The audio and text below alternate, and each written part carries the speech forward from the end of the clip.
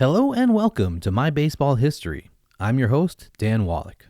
My Baseball History is a long-form interview podcast where each episode I'll talk to someone new who has some sort of association to the game of baseball. No matter who I talk to, we'll talk about how they fell in love with baseball, how their career started, and how they got to be where they are today. Today's episode is brought to you by historian Jay Caldwell and his 1924 Negro League World Series card set celebrating the 100th anniversary of the first ever Negro League World Series.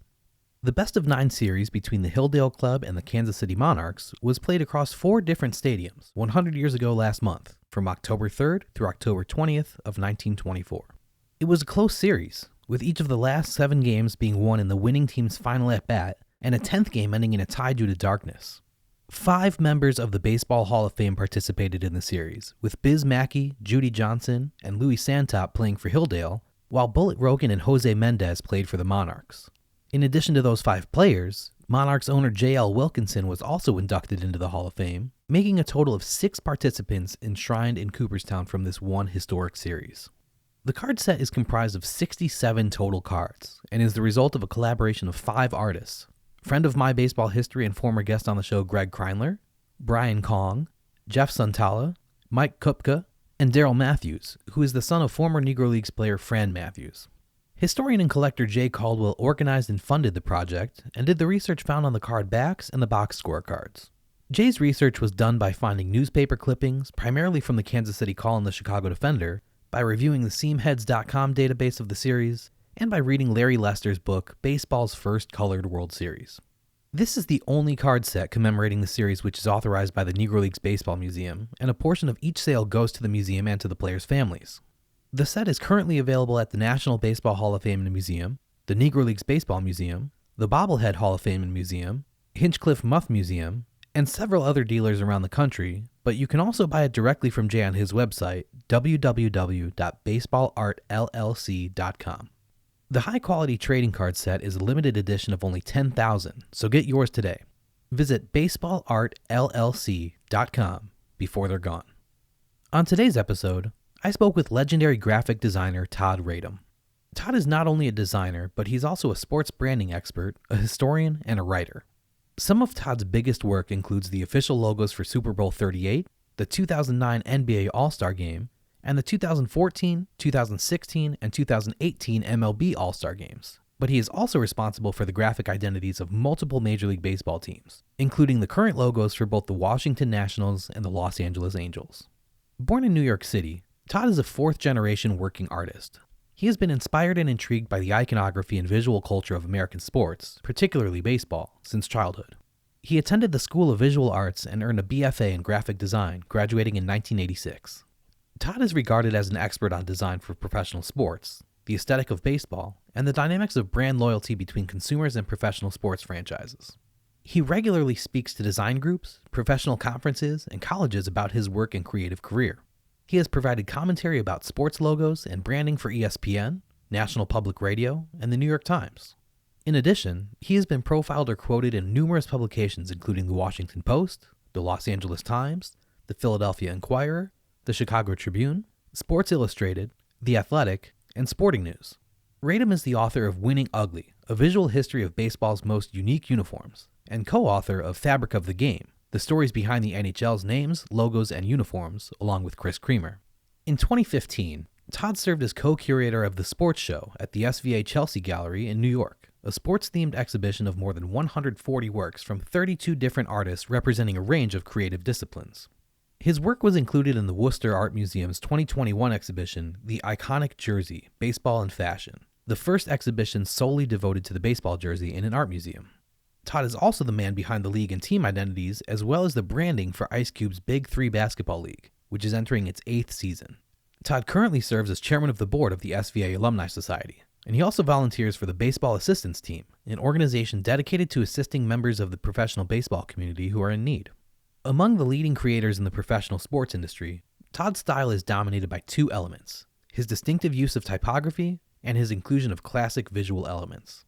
His more than 3 decades of work have resulted in some of the most familiar icons of our popular culture. In this episode, we covered lots of ground.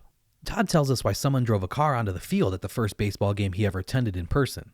We find out his process when it comes to designing a logo, whether it be for a team, a special event, or a commemorative patch. We learn why going on road trips and seeing cities and stadiums in person has helped Todd with his work over the years. And we hear why it's often beneficial to be aware of the past if you want to be prepared to look forward to the future. With all of that information and much, much more coming at you, it may be helpful to follow along with the episode's liner notes on our podcast website. If you're new to the show, don't worry. You'll still be able to enjoy this episode without the extra help from the liner notes. But longtime listeners love the photos and links we put up on the website, which will give you a better understanding of the things Todd and I are discussing and provide some context when needed. The liner notes can be found on the My Baseball History website, which is online at www.shoelesspodcast.com. If you want to follow along, head to the website where you'll see the Todd Radom episode listed first on the main page under latest episodes. Click on that and you'll be ready to follow along. There's an embedded media player right on the page, so you don't need to have multiple windows open while you listen or fumble around with multiple devices. If you want to catch up on any of our earlier episodes, you can click on the tabs at the top of the website to go back through past interviews from any of our previous seasons and see a full list of everything we have to offer so far. Everything in the liner notes goes in chronological order of how we talked about them in the interview, so you should easily be able to keep your place as you listen. After the interview, we'll do a recap of what you just heard, adding some extra insight and hopefully answering any questions that may have come up as you listened. I'll also explain how you'll have a couple chances to answer a trivia question to win a prize, so stick around until the end of the episode for that too. But now, here's my interview with legendary graphic designer Todd Radom.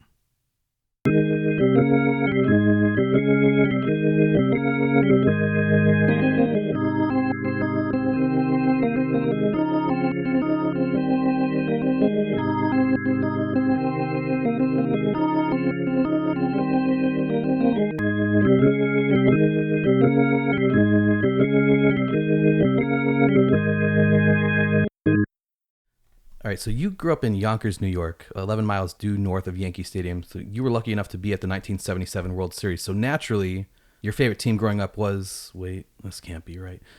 My notes say here that you're a Red Sox fan? I am. There's a story. Yeah, tell me about that. There's got to be a story, Yeah. right? So Yankees all around me growing up in the 1970s. But when I was a kid, maybe from the ages of, let's say, 9 to 14... my family would vacation out in the east end of Long Island. Before it was all Shishi and Hamptons like. Montauk, New York, the very eastern end of Long Island. My father would go back, work during the week, come back, one of those deals. But at that time, the only TV came from across Long Island Sound, Providence, Rhode Island. These were incredibly formative years. 3 stations, Dan. Right. One of which was inevitably Red Sox games. Yeah. And these were great Red Sox teams. 75, my first Red Sox love. And the first one that broke my heart. Yeah. And then straight through. I always say that my first games I ever attended at Fenway were the 1978 Boston Massacre against the Yankees with my father, who was a Yankees fan. So you can imagine how that went. Yeah. So who was your favorite player growing up? Carl Yastrzemski, Dwight Evans was right there, Yeah. Fred Lynn, Jim Rice, and so on down the line. There were some incredibly likable teams when they were good in those years. Right. You come from an artistic family. Your father was a graphic designer and photographer. Your grandfather was a painter. His father was a painter. When you were a little kid, what did you think you were going to do when you grew up? I always say that I'm very fortunate having grown up in this kind of creative family for many reasons, and one of them is very key to who I am today. While it was never necessarily encouraged for me to go into the arts, it was never discouraged. Nobody ever said to me, this is an impractical career, don't do it. And I certainly know plenty of people who got that.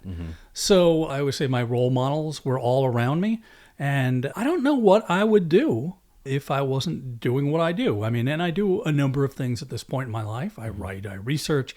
Maybe I would be a history professor or something like that. I could see you doing that. Yeah. And I've always loved history, dating back to the time I was a kid, but somehow stars align and things find us, and here we are. Yeah. You were 7 years old the first time you saw a Major League Baseball game in person. It was September 24th, 1971, when the Mets held Roberto Clemente night at Shea Stadium. Tell me about your great uncle Gus and what you remember about that game. Wow. Some things are hazy and some things from our youth remain vivid. And that night is incredibly vivid. My Uncle Gus, he and his wife, they lived in Upper Manhattan. My maternal grandmother lived in the same neighborhood. I remember he was a New York Giants fan, he would tell me. And of course, his team leaves and he becomes a Mets fan, right? He couldn't bring himself to become a Yankees fan, I'm sure. But when I was a kid, he would take me to games. We'd go with my father, whatever it was.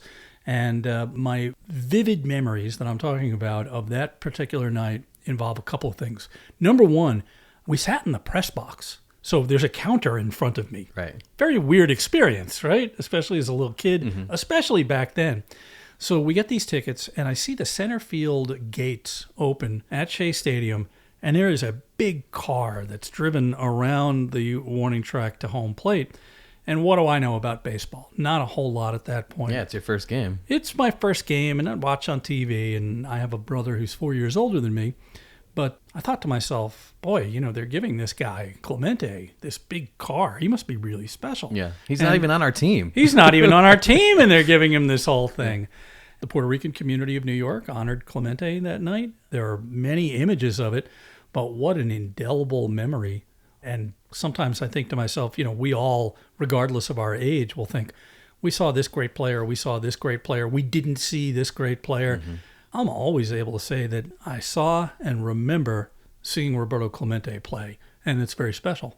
Yeah, I think one of the advantages of living in a city where there are two baseball teams is that obviously today with interleague play, every team comes through town. But years ago, if you wanted to see a National League superstar, better hope that you live in a National League city or vice versa. So living in New York, you could just go to a Yankees game if you want to see American League guys, and you go to Shea if you want to see National League guys. And I think people who don't live in those cities don't realize what they're missing by missing half the league, Yeah, and it's kind of hard to fathom now, Dan, because I recently saw something on social media about the fact that Don Mattingly only played against 13 teams in his career. Yeah. Okay, and he played for the Yankees from, 1981 until 95. So he missed interleague play. He never played in a World Series. It's kind of hard to fathom. Right. And the novelty that interleague play was when that first started in 1997, you kind of take for granted at this point because the matchups aren't special anymore. Right.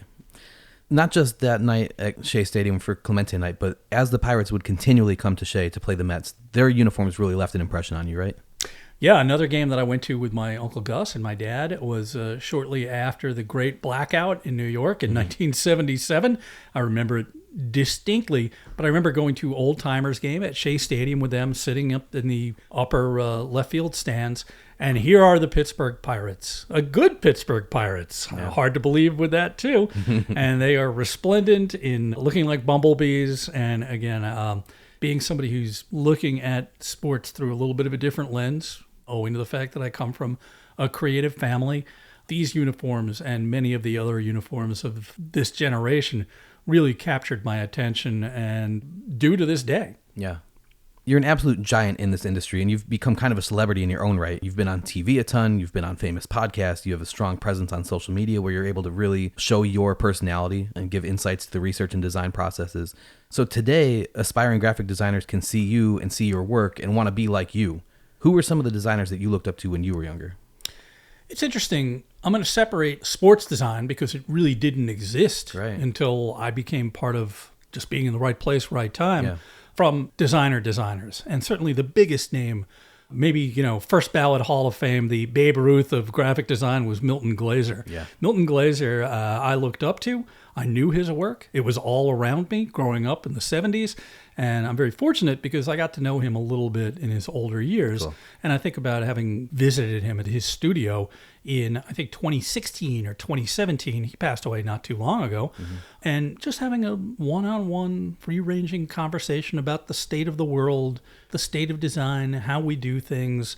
Incredibly special. But I learned something from him, not necessarily of him teaching it to me, but because of what he did. And if you're listening and you're not familiar with him, he was a designer, but he was also an illustrator. He was one of the founders of New York Magazine. Right. He wrote, he did all of these different things. So to your point at the very beginning of this part of the conversation, I am very fortunate and aware of the fact that I do things that go beyond my core capabilities of being a designer. I can be all these other things, and part of that is because of Milton Glaser. Yeah. Check the liner notes. We'll throw up some pictures and links and stuff so you can see Milton's work and just his legacy. You studied design at New York City's School of Visual Arts, where your senior thesis was a triptych painting on the visual history of baseball. What was something not in the textbooks that you learned at SVA which has helped you in your life and career? Well, first of all, I will say this. Going to art school in New York City, much less living in New York City from 1982 to 86, was an experience unto itself. The survival skills necessary were really something. For the first 2 years there, the school did not have dorms at that time. They do now. But I lived in the YMCA on the corner of 34th Street and 9th Avenue. Was it fun to stay there? Sometimes it was, sometimes it wasn't. But but it was a fascinating experience, and the crackling energy that permeated art school in those years. Going to Keith Haring's first gallery show. Wow. Yeah, in September 1982. Just everybody has, I think, nostalgia, which is an interesting word, about their youth, about their formative years. I really kind of feel like I lived history in a lot of ways. So what I learned outside of the academic part of learning to be an artist was about having to navigate in this world and navigate in a city. And again, I'm from where I'm from. I've always been very comfortable taking the subway at 11 or 13 years old at a time when crime was rampant in New York. But being confident in yourself, particularly as a creative, is something that knowing how to handle yourself in all kinds of situations and move about confidently and be maybe a citizen of the world. Yeah. In college, you used to go on baseball road trips with your buddies. What is the best thing that happened on one of those trips? Oh, there was so much about it. And my friends who I did this with are still friends today, and that's a long time ago. When you get in a car with 4 guys and a case of beer and maybe, some bologna sandwiches, and you sleep in the same hotel room and you experience what we experienced. And again, this is a world before an internet. We'd have to get USA Today and look at the schedule, and you didn't know what the weather was going to be like. Right. Or how to get tickets in advance. Yeah, you'd go up to the box office. Yeah. Literally, I can remember going to Old Comiskey Park in 1987, and it was Burger King Growth Chart Day. Ozzie Guillen on a growth chart. I have a picture of my friend Jim Bennett, who is an incredibly accomplished illustrator. I have some of his work here in my office and outside. I'll show you later. Just camaraderie and love of baseball. And it's very funny. I mentioned James Bennett. He lives in the Philly area, but we had dinner last week. We went to college together. We were neighbors with these other guys. We did an ungodly amount of beer drinking and road tripping and all this stuff. And he said to me, Immaculate Grid, which I'm sure a lot of people listening know. Oh, yeah. He said, you told me about that last summer, and I love it. I said, what's your favorite part? He's like, some of these stupid, obscure players who we saw play in the 1980s. Right? Yeah. That is the best part, is just remembering guys. Yeah. It's the David Roth thing, and right? I mean, it's totally. And so we start naming names, Phillies players, because he's a Phillies guy. The Milt Thompsons of the world, or Steve Jeltz, or all these just dumb names, and they are major leaguers. They are in black print in the Baseball Reference, whatever you want to call it. They are there for all eternity. We're not. So they're special, but tangential in a lot of ways. So I think just those memories are really critical, and just having seen places by car at a certain time, rolling through northeastern Ohio at a time when the steel industry was in serious decline, and staying in a place like Youngstown or Kalamazoo, Michigan, and seeing an America which doesn't exist in a lot of places anymore. Yeah, and I think, one of the things that I appreciate so much about your work is that you can feel what that fan base feels like. You are designing from a perspective that, you've been to these places, you've seen these games in person, you've been to these stadiums, you know what the fan base values. And that's only because you have been to these places. I appreciate you saying that. And I'm mindful of that all the time. And as I always say, a Kansas City Royals fan is quite different from maybe a New York Yankees fan because it's a different kind of place. And I just remember on those trips, we were really lucky too in thinking about it, because we got to see a ton of stadiums which soon went by the wayside. Right. So you think about the stadium construction boom of the early 90s, starting with the White Sox building Comiskey Park too, but going to places like Exhibition Stadium in Toronto and Arlington Stadium in Arlington, Texas. Not necessarily great places, but they disappeared soon thereafter. Right. And all of those experiences, to me, are key to understanding a fan base, to knowing the fact that, I designed the logo for Globe Life Field, which is the newest thing of its kind in Major League Baseball.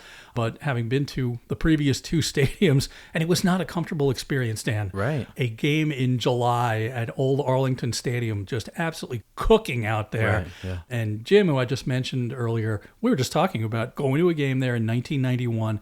I said, do you remember how many beers we had? They just went right through you. Yeah. You didn't even have an opportunity to sweat. Yeah. So great memories. And like I said, I'm lucky to be friends with these guys to this day. Yeah. Your first jobs at SVA were in the publishing industry, designing book jackets. You've said that if you had to put a conservative estimate on it, that you've done over 1,000 book cover designs in your career. Were there any that got a lot of publicity or ones that got super famous or anything like that? There are a few. There is one that I cannot mention to you on air, but I will mention to you off air, which you'll say, oh my God, I can't believe you survived that, because it was literally part of an international series of incidents. Whoa. And they took my name off the book cover at the last minute. But yeah, I'll tell you about it later. Okay. But more to the point of what we're talking about, this was really a golden age for baseball books. Late 80s, early 90s. And I got a ton of these because I loved the sport. I loved sports. And it was kind of like, give it to Todd. So books by Robert Creamer and Tom Boswell and Larry Ritter, who became a very good friend of mine. Cool.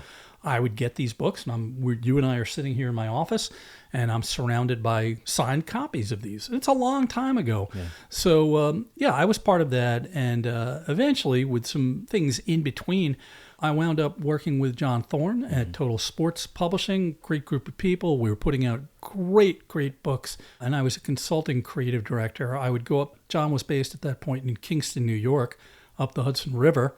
I was living in Westchester County, New York at the time, so to the south. And I would go up there every 2 weeks, stay overnight for a night, and supervise there a couple of young designers and keep an eye on what's going on. And it was really a very special time. Cool.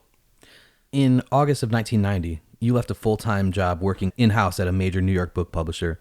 You were in your mid-20s, getting a steady paycheck with benefits. Were you scared to make that jump, or were you just still too young and naive to really even understand how big of a risk you were taking?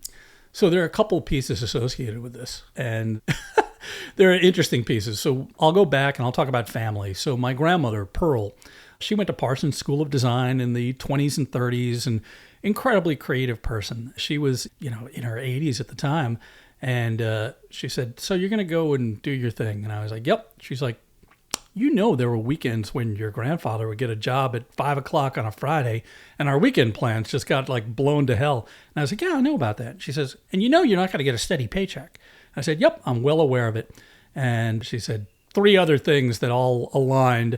And Dan, I swear to you, and I'm not going to do it to you, but she leaned across, she pinched my cheek, and she said, you're going to be just fine. Right? Yeah. So that was hugely affirming. Now, at the same time, I will delicately handle some details of this, but I was working for a guy at this major book publisher, and I had sort of fallen out with him. I had theories, but it's a long time ago, and I would go in the morning, and I'd say, what do you got for me today? And he'd say, just hang out, I'll get you. And he wound up not giving me work. I had a little tiny office with a door and a desk and not much else. And so there came a stretch of a couple of weeks that every morning I would go in there and I'd read the newspaper, and then I'd go to lunch and I'd come back and there's nothing to do. And then one day I went into my little tiny office and all the furniture had been moved out. Yeah. So if that's not a message, I don't know what is. Now, the third piece of the puzzle is at the same time, I was freelancing. I was doing a lot of work for other publishers, very common thing to do. Yeah. I was working with advertising agencies on just blue chip accounts. I was working on the AT&T account, on American Express travel, and I was making a lot of money for a kid my age. Yeah. I was really doing very well. And I was aware of this. And in these days, I was hustling hard. I'm in New York. I'm 20-something years old. I'm making a name for myself, and I had portable skills, which were quite valued then. This is before computerization.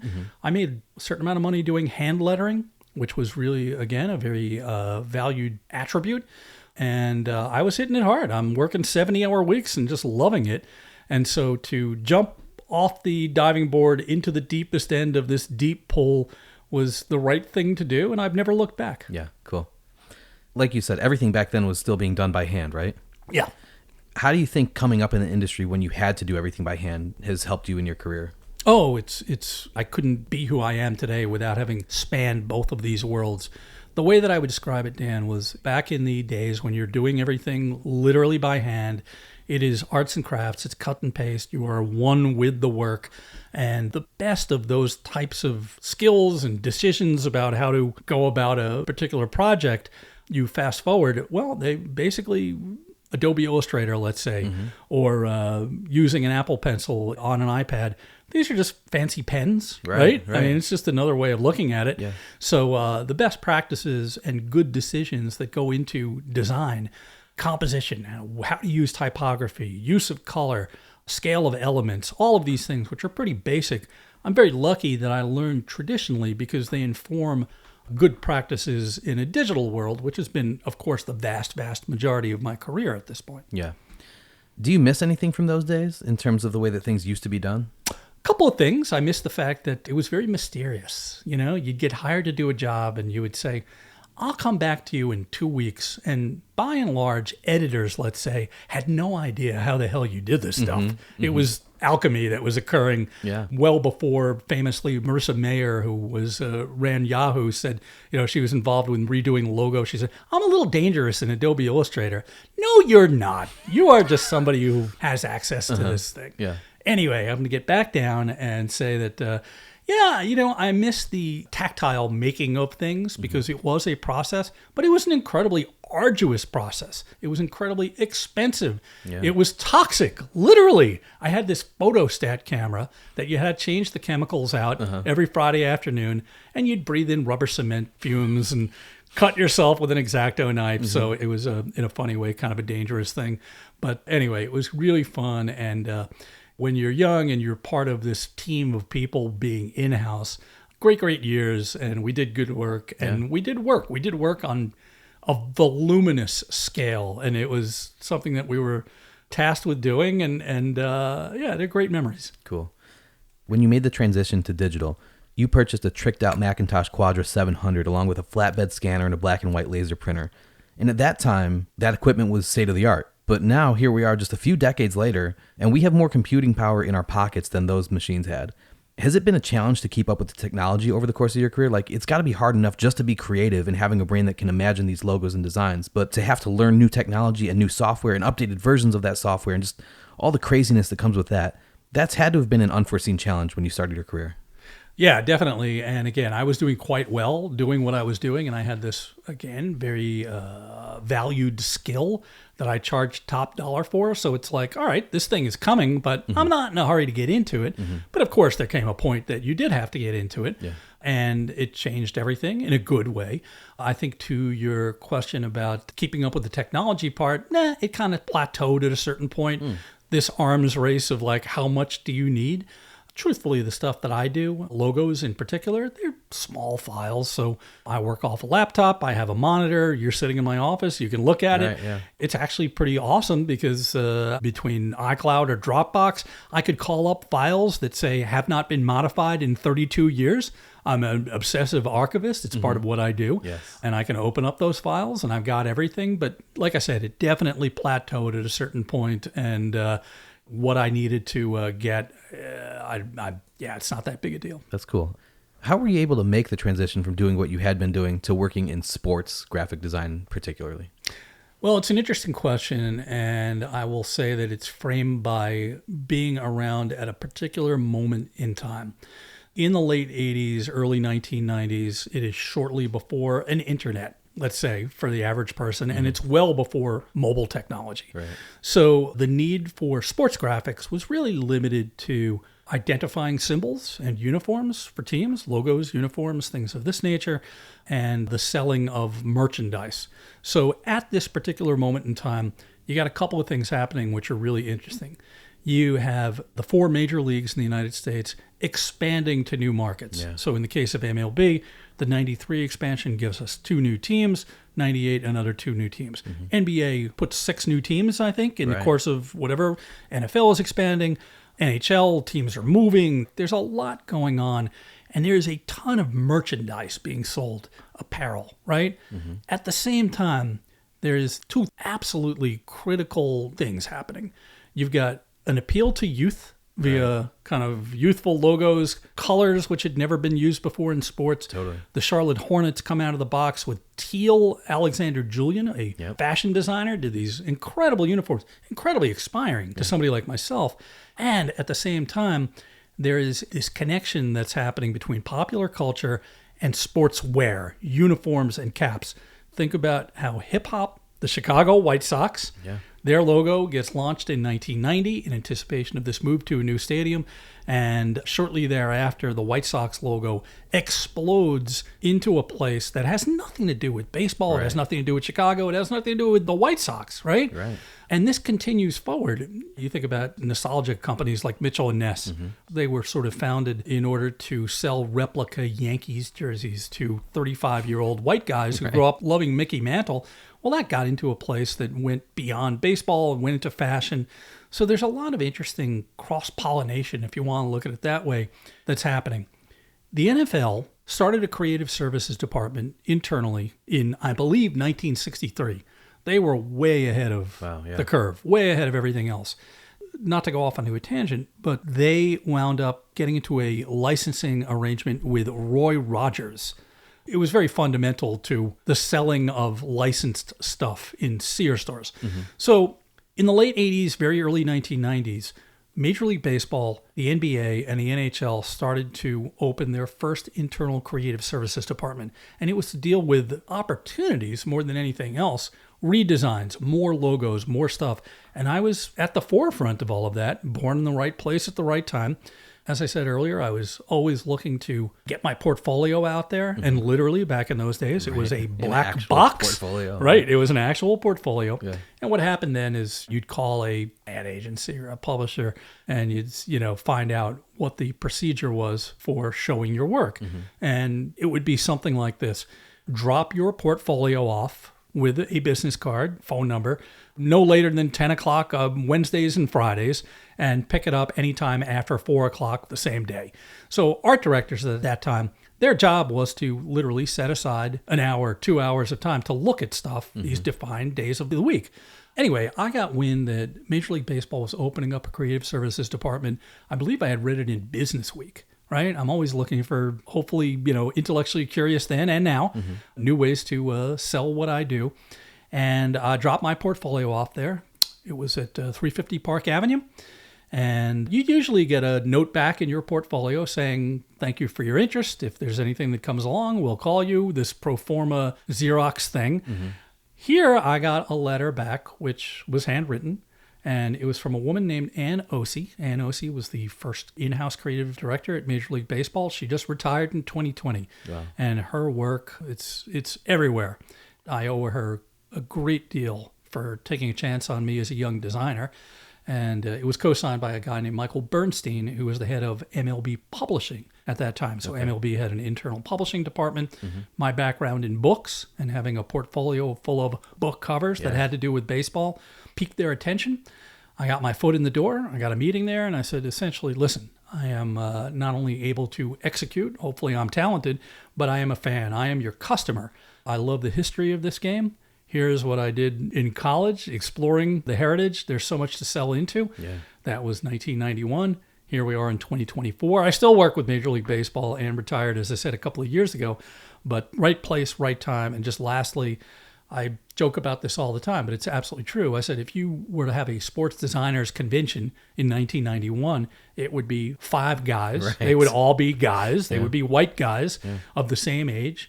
And it's gotten incredibly diverse in every conceivable sense. So great to see it expand. And there was no content then. It was about hard goods and print. And of course, now it's an incredibly different world. And here we are. Yeah. Today, you're a huge name in the industry, and anyone who knows anyone knows that if they want something done beautifully, that you go to Todd Radom. But when you were first breaking into sports logos and artwork, how were you getting new clients? Like, were you just going through media guides and newspapers to see different logos and uniforms and then cold calling the teams and being like, hey, I hate what you're doing. Let me fix it for you. Like, other than like you just described the process with the MLB corporation, them reaching out to you for specific things, like you also worked with minor league teams and you've worked with so many different other clients. So when it wasn't through MLB's program, how were you getting new clients? Could be licensees, people that deal with the business of sports. Back then, again, there were always a lot of licensees. There are actually less now. This is the fanaticization, if that's a word, of the sports world. Yeah. But teams did not have internal creative services departments back then. Mm-hmm. The leagues handle that for them. And as this need for more merchandise was ramping up, that all went through the leagues. Gotcha. So in some instances, it was teams, but not very often. It was references of somebody who's working in broadcast media, for instance, who I might know, that connects you with a licensee, somebody who wants to bring a new product to market, wants some packaging on something like that. Mm-hmm. And again, there were, by today's standard, unusual business relationships that connected all that stuff too. So word of mouth has always been it. Updating a franchise's look to stay modern and relevant is a hard thing to do.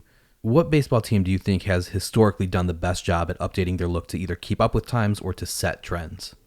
It's interesting because, as you alluded to before, markets are different. And you think about traditional teams with traditional looks. They're easy to figure out, right? The St. Louis Cardinals, the New York Yankees, the Dodgers, the Red Sox, the Tigers, part of the original 16. But there are, to your point earlier, members of this original 16 in baseball that have gone off the rails. The Pittsburgh Pirates, the Chicago White Sox, who we'll talk about probably have more looks over the years than any other franchise. So it's a challenge. And when you have newer franchises, the newest franchises would be the Arizona Diamondbacks. They have a completely new set of uniforms this year. They can blow it up, start from scratch every couple of years if they want to do that in a way that the Yankees cannot. Right. Or for the Detroit Tigers to come out with a City Connect uniform, which they're going to do pretty soon. Mm-hmm. That's unbelievable. They've never had a third jersey. Well, they did have a third jersey, but they really never did anything with it because it was disastrous. So culture matters. And traditional teams that are able to evolve and embrace their traditions are successful for more than just the fact that they've been around for a while. Yeah. There's something interesting about branding. You look at a team like the Yankees, like we're talking about, who really haven't changed their uniforms or their primary logo in 100 years. And then, like you said, you look at some teams who've changed their uniform every 5 years, sometimes their entire identity and color scheme, because they're always looking for something that resonates. Is that just planned obsolescence where a team like Arizona can say, hey, if we change everything every 5 years, that means our entire fan base has to buy all new merchandise every 5 years? Like, what is the reason for doing that instead of trying to create something that, like, if we would have just stuck with our original uniforms in 1997, now here we are 25 years later, almost 30 years later, we could have had something that's got some staying power. Well, you got a couple of things in play, Dan. I think that, number one, all brands evolve, right? Mm-hmm. Even the most time-honored consumer brands, think of Coca-Cola or a company like IBM, their logos evolve. And part of that is because the delivery method for which we accept these looks evolve too. What do I mean? I mean that in baseball, when the New York Yankees' primary logo, the top hat logo, was created shortly after World War II, well, the designer of that logo, Lon Keller, never could have fathomed what a favicon is or an avatar on a social media site. So, yeah, how we get this stuff and how our consumers look at these things, this has to evolve. There are some teams that have gone off the tracks, as I just said. Here's a great example, the Toronto Blue Jays. The Toronto Blue Jays, born in 1977, and they came out of the box, and I'm looking at it on my wall behind you, with what I would call a modern classic look. Mm-hmm. It has a number of colors. It's got some detail. It is not rooted in antiquity necessarily. It's a contemporary look with that signature split lettering. They did a lot of great things. And they win 2 World Series with substantially the same look. And then things start to kind of go off the rails. The Toronto Blue Jays emphasized red at a certain point in the 1990s. Then they become the Jays. They drop the word blue and they go to black. And of course, it helps to win. Those teams did not win. And in 2012, the Blue Jays reverted back to something more familiar.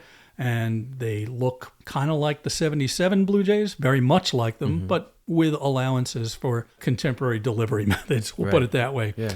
So they reverted to where they were. I'll also say this. I think in a post 9/11 world, in a world that is unsettled in so many ways, you saw a bunch of teams across different sports come back to a more retro feel. And it's for several reasons, in my estimation. It starts with, we want something more comfortable. I always say it. a nice big heaping bowl of mashed potatoes, something that's good and warm, some soup. Well, a retro logo is the equivalent of that. Totally. It doesn't challenge us. It takes us back to a place that seems comfortable that maybe we weren't even there for.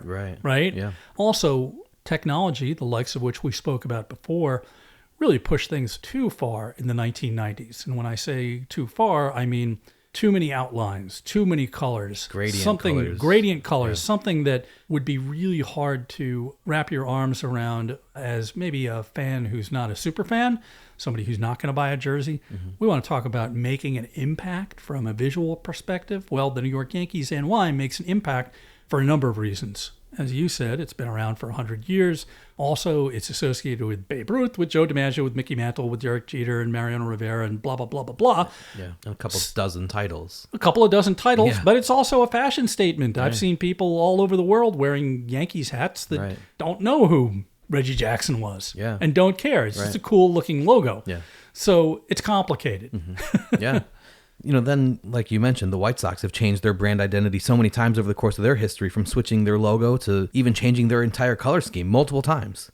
Do you think that that's a big factor in why a team with more than 100 years of history doesn't have overwhelming brand recognition the way the Yankees do? Well, we think about the White Sox, and as we said earlier, when they launched that black and silver look with that clean-looking Old English logo back in 1990, as they're about to go into a new stadium, this is a team that switched every 4 years or something, and they've looked substantially the same for now 34 years. It's pretty unbelievable because it's off-brand, if you'll pardon the pun, for that particular franchise, but to younger people who are never going to know it. Now, listen, we live in a world now where every MLB team has 4 uniforms. We've got City Connects that are rolling out and rolling in, and look, the Boston Red Sox, my team, going out there in yellow and blue, which to somebody like me, who's a brand guy, and I'm all about brand consistency, and if you do something, like I said, you paint around the edges, but keep core to your messaging, it goes against all of that. Right. People demand these different looks now, whether it's a good idea or it's not a good idea.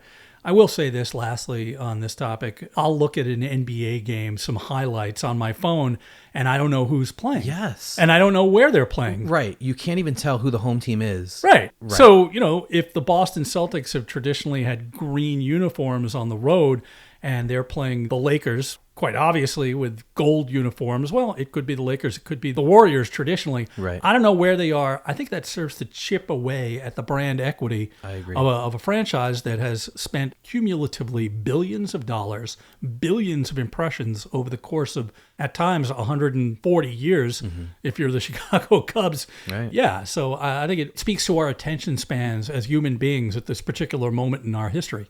That's a good point. Is it a blessing or a curse for the iconic teams that have such huge brand recognition? Like, the Yankees theoretically could change their uniforms, but practically, no, they can't. If you're the Yankees, you can't go away from the pinstripes. You can't go away from the interlocking NY.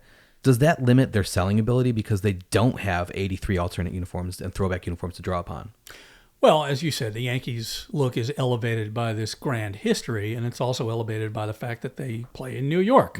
New York being an international city, people want to wear an NY on their hat. They're probably not going to wear a Mets NY. They're going to wear a Yankees NY, right? So it depends on where you are, and it depends on what your track record has been, like everything in the world, right?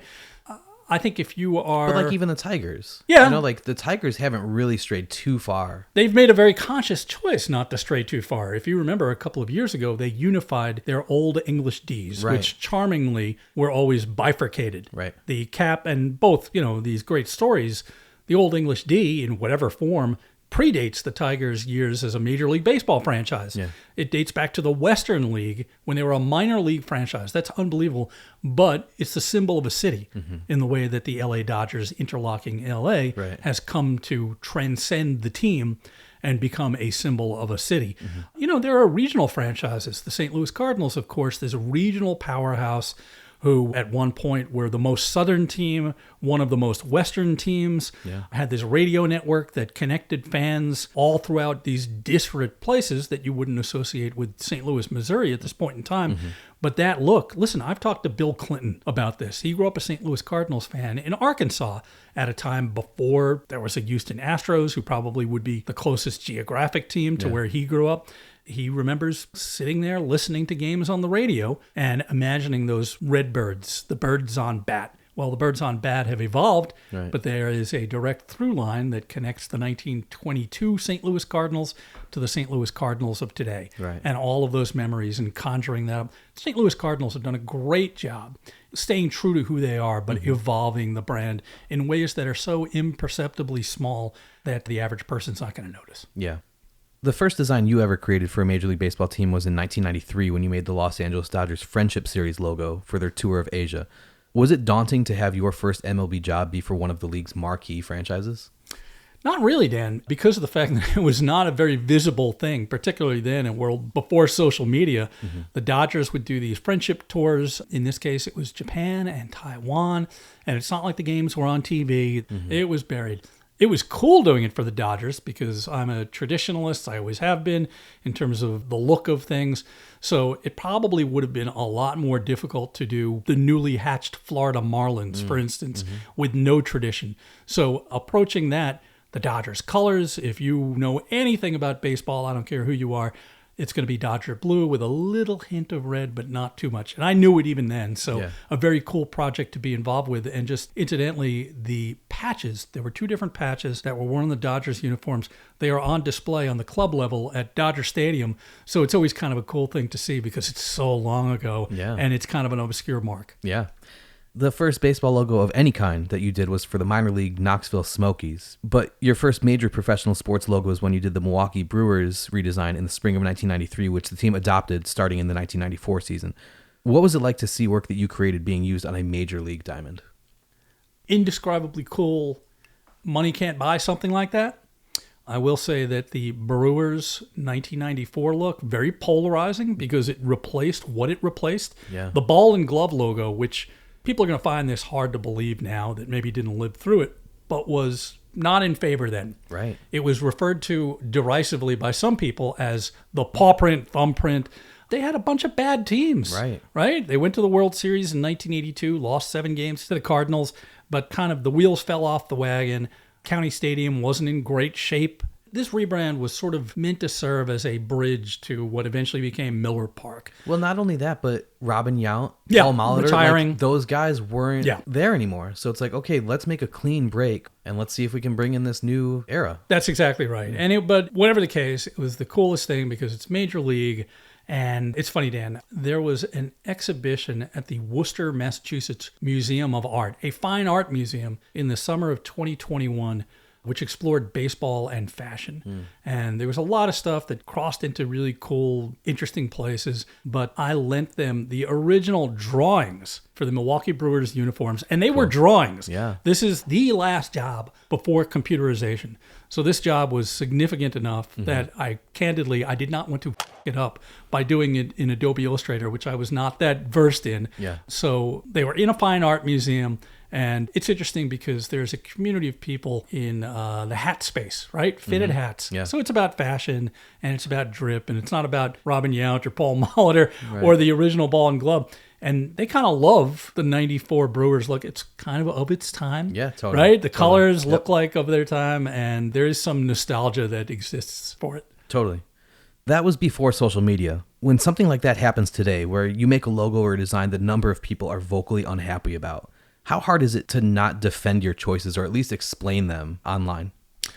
Well, design in particular, as you know, is subjective. And I always liken it to if I'm a heart surgeon and I put the heart in the wrong place or I cut something wrong and the patient's going to die. Well, nobody's going to die with this. Quite often, and of course, goes without saying, social media it can be awesome. I personally love it. I love interacting with people. It can be toxic at times. We all know that. Nothing new there. But I think when I was younger, I took it a little bit more to heart. The older I've gotten, also with things that maybe I've shot from the hip about, not publicly, but thought about privately. Everything marinades, hopefully. It ages if it has the opportunity to do so. And perhaps if you are objective and you understand why things were done, which sometimes you got to educate people of why this is, takes the edge off a little bit. You know, I'm very fortunate in that a lot of the stuff that I do is applauded. And part of that is because I've been around for a while. Yeah. I think a part of it also is that you're good at it. Thank you. I appreciate it. It's applauded because it's good work. The logos that aren't applauded don't take into consideration all the things that you take into consideration when you're making a new logo or a new design of some kind. Well, we're sitting here in my office, I said, and right behind your head, I have in a frame a printed logo sheet of the Hartford Whalers logo, Yes. which is arguably the most beloved logo in the history of sports. Now, the Hartford Whalers stunk. They never went to a Stanley Cup final. They played in this tiny little market. But the ingenuity of that logo and the simplicity by which it was delivered, it continues to inspire designers and make sports fans happy something like 27 years after they played a game. Right. Now, that logo sheet was given to me and signed by the man who created it, Peter Good. Peter Good passed away, and we got to spend a day together. And he said, this is one of 2 of these in the world. He's like, here, take it. And I said, I'm only going to take it if you can sign it. And so it's treasured. But I look at that, and I say to myself, again, the Whalers, not a successful franchise, long forgotten in many respects, but people remember the logo and they feel so warm about it. Right. And it really does speak to something that I always try to convey, which is with the scrutiny goes rewards, right? So sports fans are the most ardent brand loyalists on earth. And if they love their team or their logo, they're going to get it tattooed on their body. Very few people are doing that with Starbucks or, name a name. Right. I don't know. Yeah. So it's visible. People care about it. And there are plenty of people who are doing great design work on things that are completely anonymous. And anyway, with that visibility, it goes the scrutiny. Yeah. Usually you're not really supposed to explicitly say that you were the specific person who created the artwork, right? Or at least not for a while. It's changed a little bit over the last several years, especially. Why do you think that was? What was in it for a team to hide that? Who cared? Well, it's organizational. Quite often the leagues would hire somebody like myself, and you would hear it was created by the National Football League or the National Football League in conjunction with. There is a lot of collaboration that occurs. It's not just me doing it in a vacuum. Totally. There's art direction that's involved. There is feedback. There is a food chain that exists in every organization. And so I think it was always deployed in 2 different ways. On the one hand, it was a don't give somebody something to sell off of because we own the rights to this. Okay. That's the way this stuff works. But also it was a nod to the fact that it was a collaborative process. And there's a lot of people behind the scenes who deserve some degree of recognition. That's fair, but there are countless scouts and pitching coaches, hitting coaches, base running coaches, but still Joe Torre's the manager of the Yankees that won all those championships. No. So there's no reason that you can't give credit to somebody if they are the main just because there were other people who did help doesn't mean that there wasn't a main guy who was leading the charge. Well, I'll say this too, Dan, and we all have lawyers in our lives who we know and love in some cases, and some that we don't know and love. Contracts, such as the ones that I sign every single day, are written by lawyers, and intellectual property lawyers want to lock things up. And, you'll sign something that says literally, and I'm not exaggerating with these words, I'm paraphrasing a little bit, but you are giving us the rights to this for technology which has not yet been invented. Yeah. And I think it's protective in a lot of ways. And as I said, things have changed quite a bit, and particularly in the last few years. And I attribute it in a lot of ways to social media. Content is king, right? And creative content is very engaging. Yeah. So for a team, I'll give you an example, the Sacramento Kings, I helped out creating their 100th anniversary logo. Yeah. Kings have been around for 100 years. They predate the NBA. Their creative team, so generous, and working with them very collaboratively, but they put my name out there in a press release. The White Sox are another organization that is always putting my name out there. Yeah. They actually called me a legend. They had, I was like, holy smokes. So, you realize it's very humbling. You are one though, right? Being a creative person and making a living doing this I will say it's very humbling. People sometimes hate what you do. Criticism in art school, it's a critique. Nobody wants to be criticized, but I've come to the point in my career where I'm fortunate. I've made a name for myself, and the fact that it's embraced by people I love, but you got to be humble about it, and nobody wants to be egotistical. I'm not going to be that. Yeah. I hope I don't project as that. I don't think you do. Thank you. Most people probably have no concept of the process for how a uniform gets designed or how a logo gets created. Take us kind of behind the scenes and give us some insight on that. Well, every one of these jobs necessarily begins with research. I always liken it to building a structure, a building. We need to put a good foundation down, and that's the research part before we execute. So you could put a skyscraper on this foundation, you could put a house with pink shutters, you could paint it whatever color you want to paint it, but without the foundation and that research, it is probably destined to fail structurally. So the beginning of the process always begins with a very simple, why are we doing this? And in the case of sports designs, more logos than uniforms, because uniforms are come and go, particularly now. A couple of defined reasons often come to mind. Number one, you've got new ownership who wants to come and impart their look upon their shiny new toy. Number two, you might have a team that has this recent history of losing and they want to disassociate themselves from this bad juju. Sometimes a team is moving into a new facility and wants to look fresh. So I need to know why that's happening. And then I'm going to do my research. And we talked about different fan bases and what makes them tick.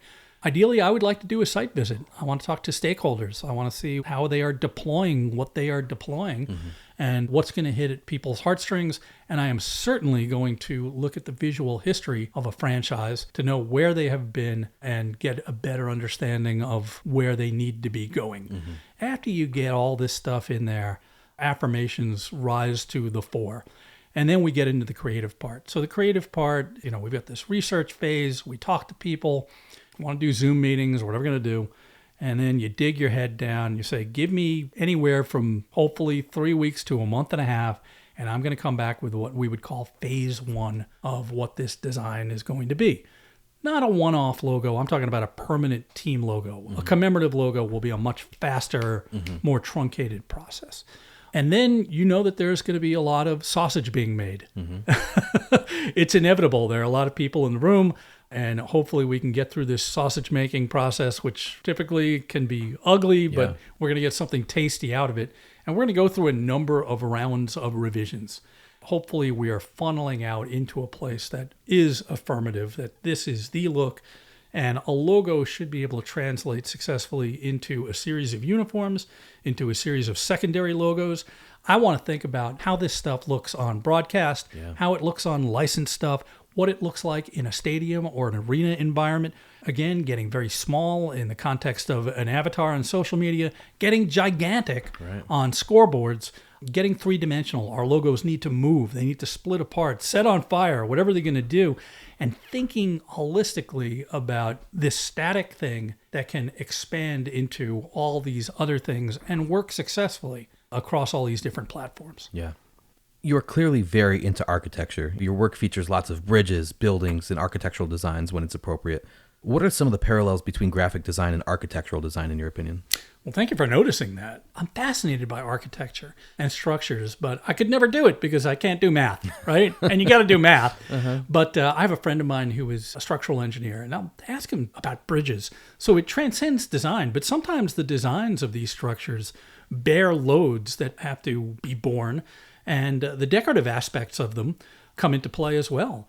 Architecture fascinates me. I've been called upon to create opening and closing logos for a ton of different ballparks. Old and new Yankee Stadium, Busch Stadium, old and new, Fenway Park, all these things. And the architecture of them, it's design plus engineering, the part that I don't understand. But I'm always struck by them. And I'm the kind of person that I will walk around. I live in the middle of a city, and I notice details that really are sort of the same architecturally as they would be in terms of flat graphics. Yeah.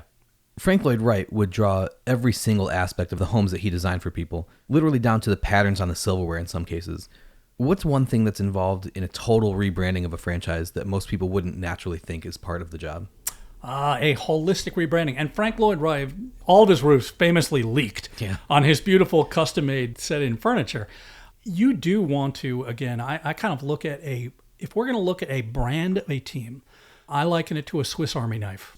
It's a tool with a whole bunch of tools within it. And they all have to work together and fold up into this one form and be contained and holistic and unified. So in a Swiss Army knife, what's the most useful tool? Could be a nail file. Depends on what you need. Depends on what you need. Yeah. But which is all to say that that little scissor that's in there should be as important, and attention should be paid to that to the same degree as a corkscrew in there, or a nail file, or whatever it's going to be, or even the outside of it, the vessel which unites the whole thing. So again, thinking holistically means thinking about how the stuff, what it looks like embroidered. How does a logo look in one color? How does it become animated? What does it look like on the end cap of a section of seats? Right. All of these weird, and I will also say that there's always a weakest link in the chain in terms of people producing this stuff. So many people have their fingers on this work. You want it to be absolutely bulletproof, but to be unified in the way it looks. So a good example would be the fact that I recently rebranded a KBO franchise, the SSG Landers, with a dear colleague and friend who I sometimes team up with, Bill Frederick from Fan Brands. And we were tasked with looking at this thing that's pretty familiar to the two of us, with a combined 60 years of experience as baseball men, but in a different culture. What are their needs? What do their stadiums look like? What were their printed materials, to the extent that they still have them? All of this stuff. So attention must be paid. I think that's the key takeaway. Yeah.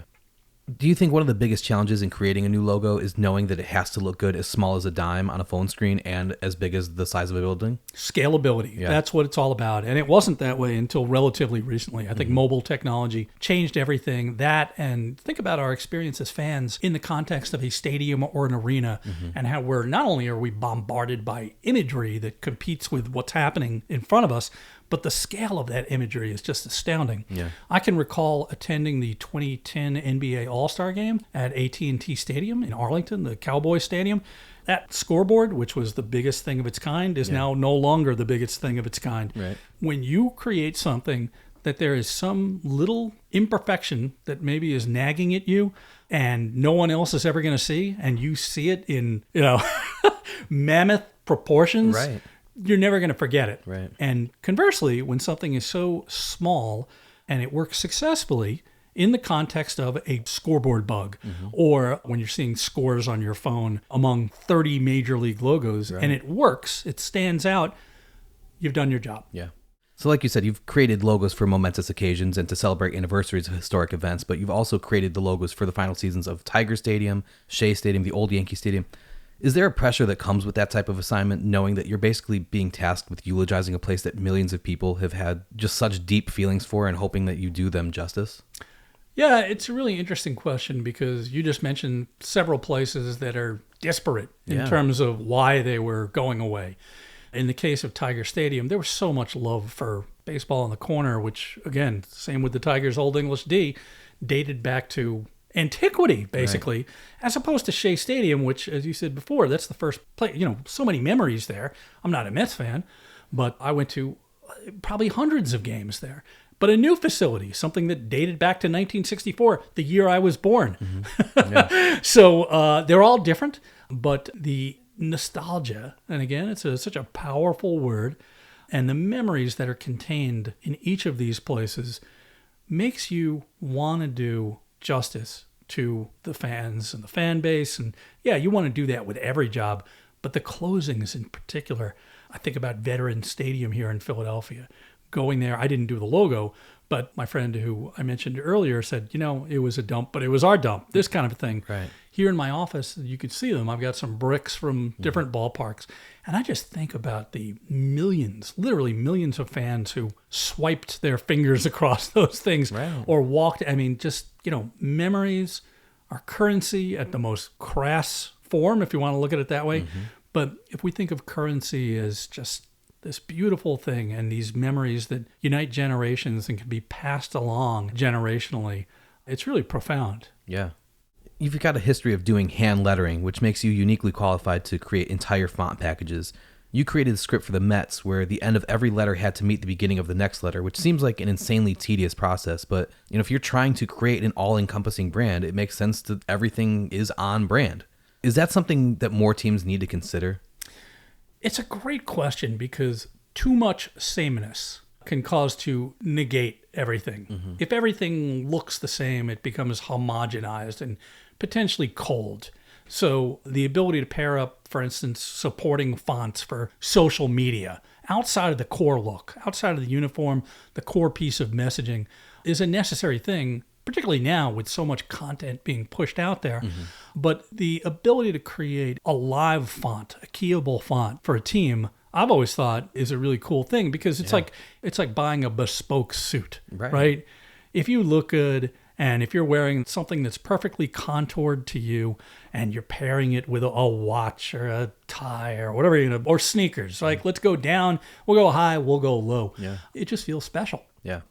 Individual teams each printed their own programs up until 1974, when Major League Baseball Promotions Corp. Took over with a single unified vision. What effect do you think that had on the aesthetics around the game? Like, was that kind of the turning point from the whimsical 1950s and 60s into a new era where teams in the league tried to be more serious? Well, it's interesting because that came at a time where you got to consider economies of scale and unified messages that are happening.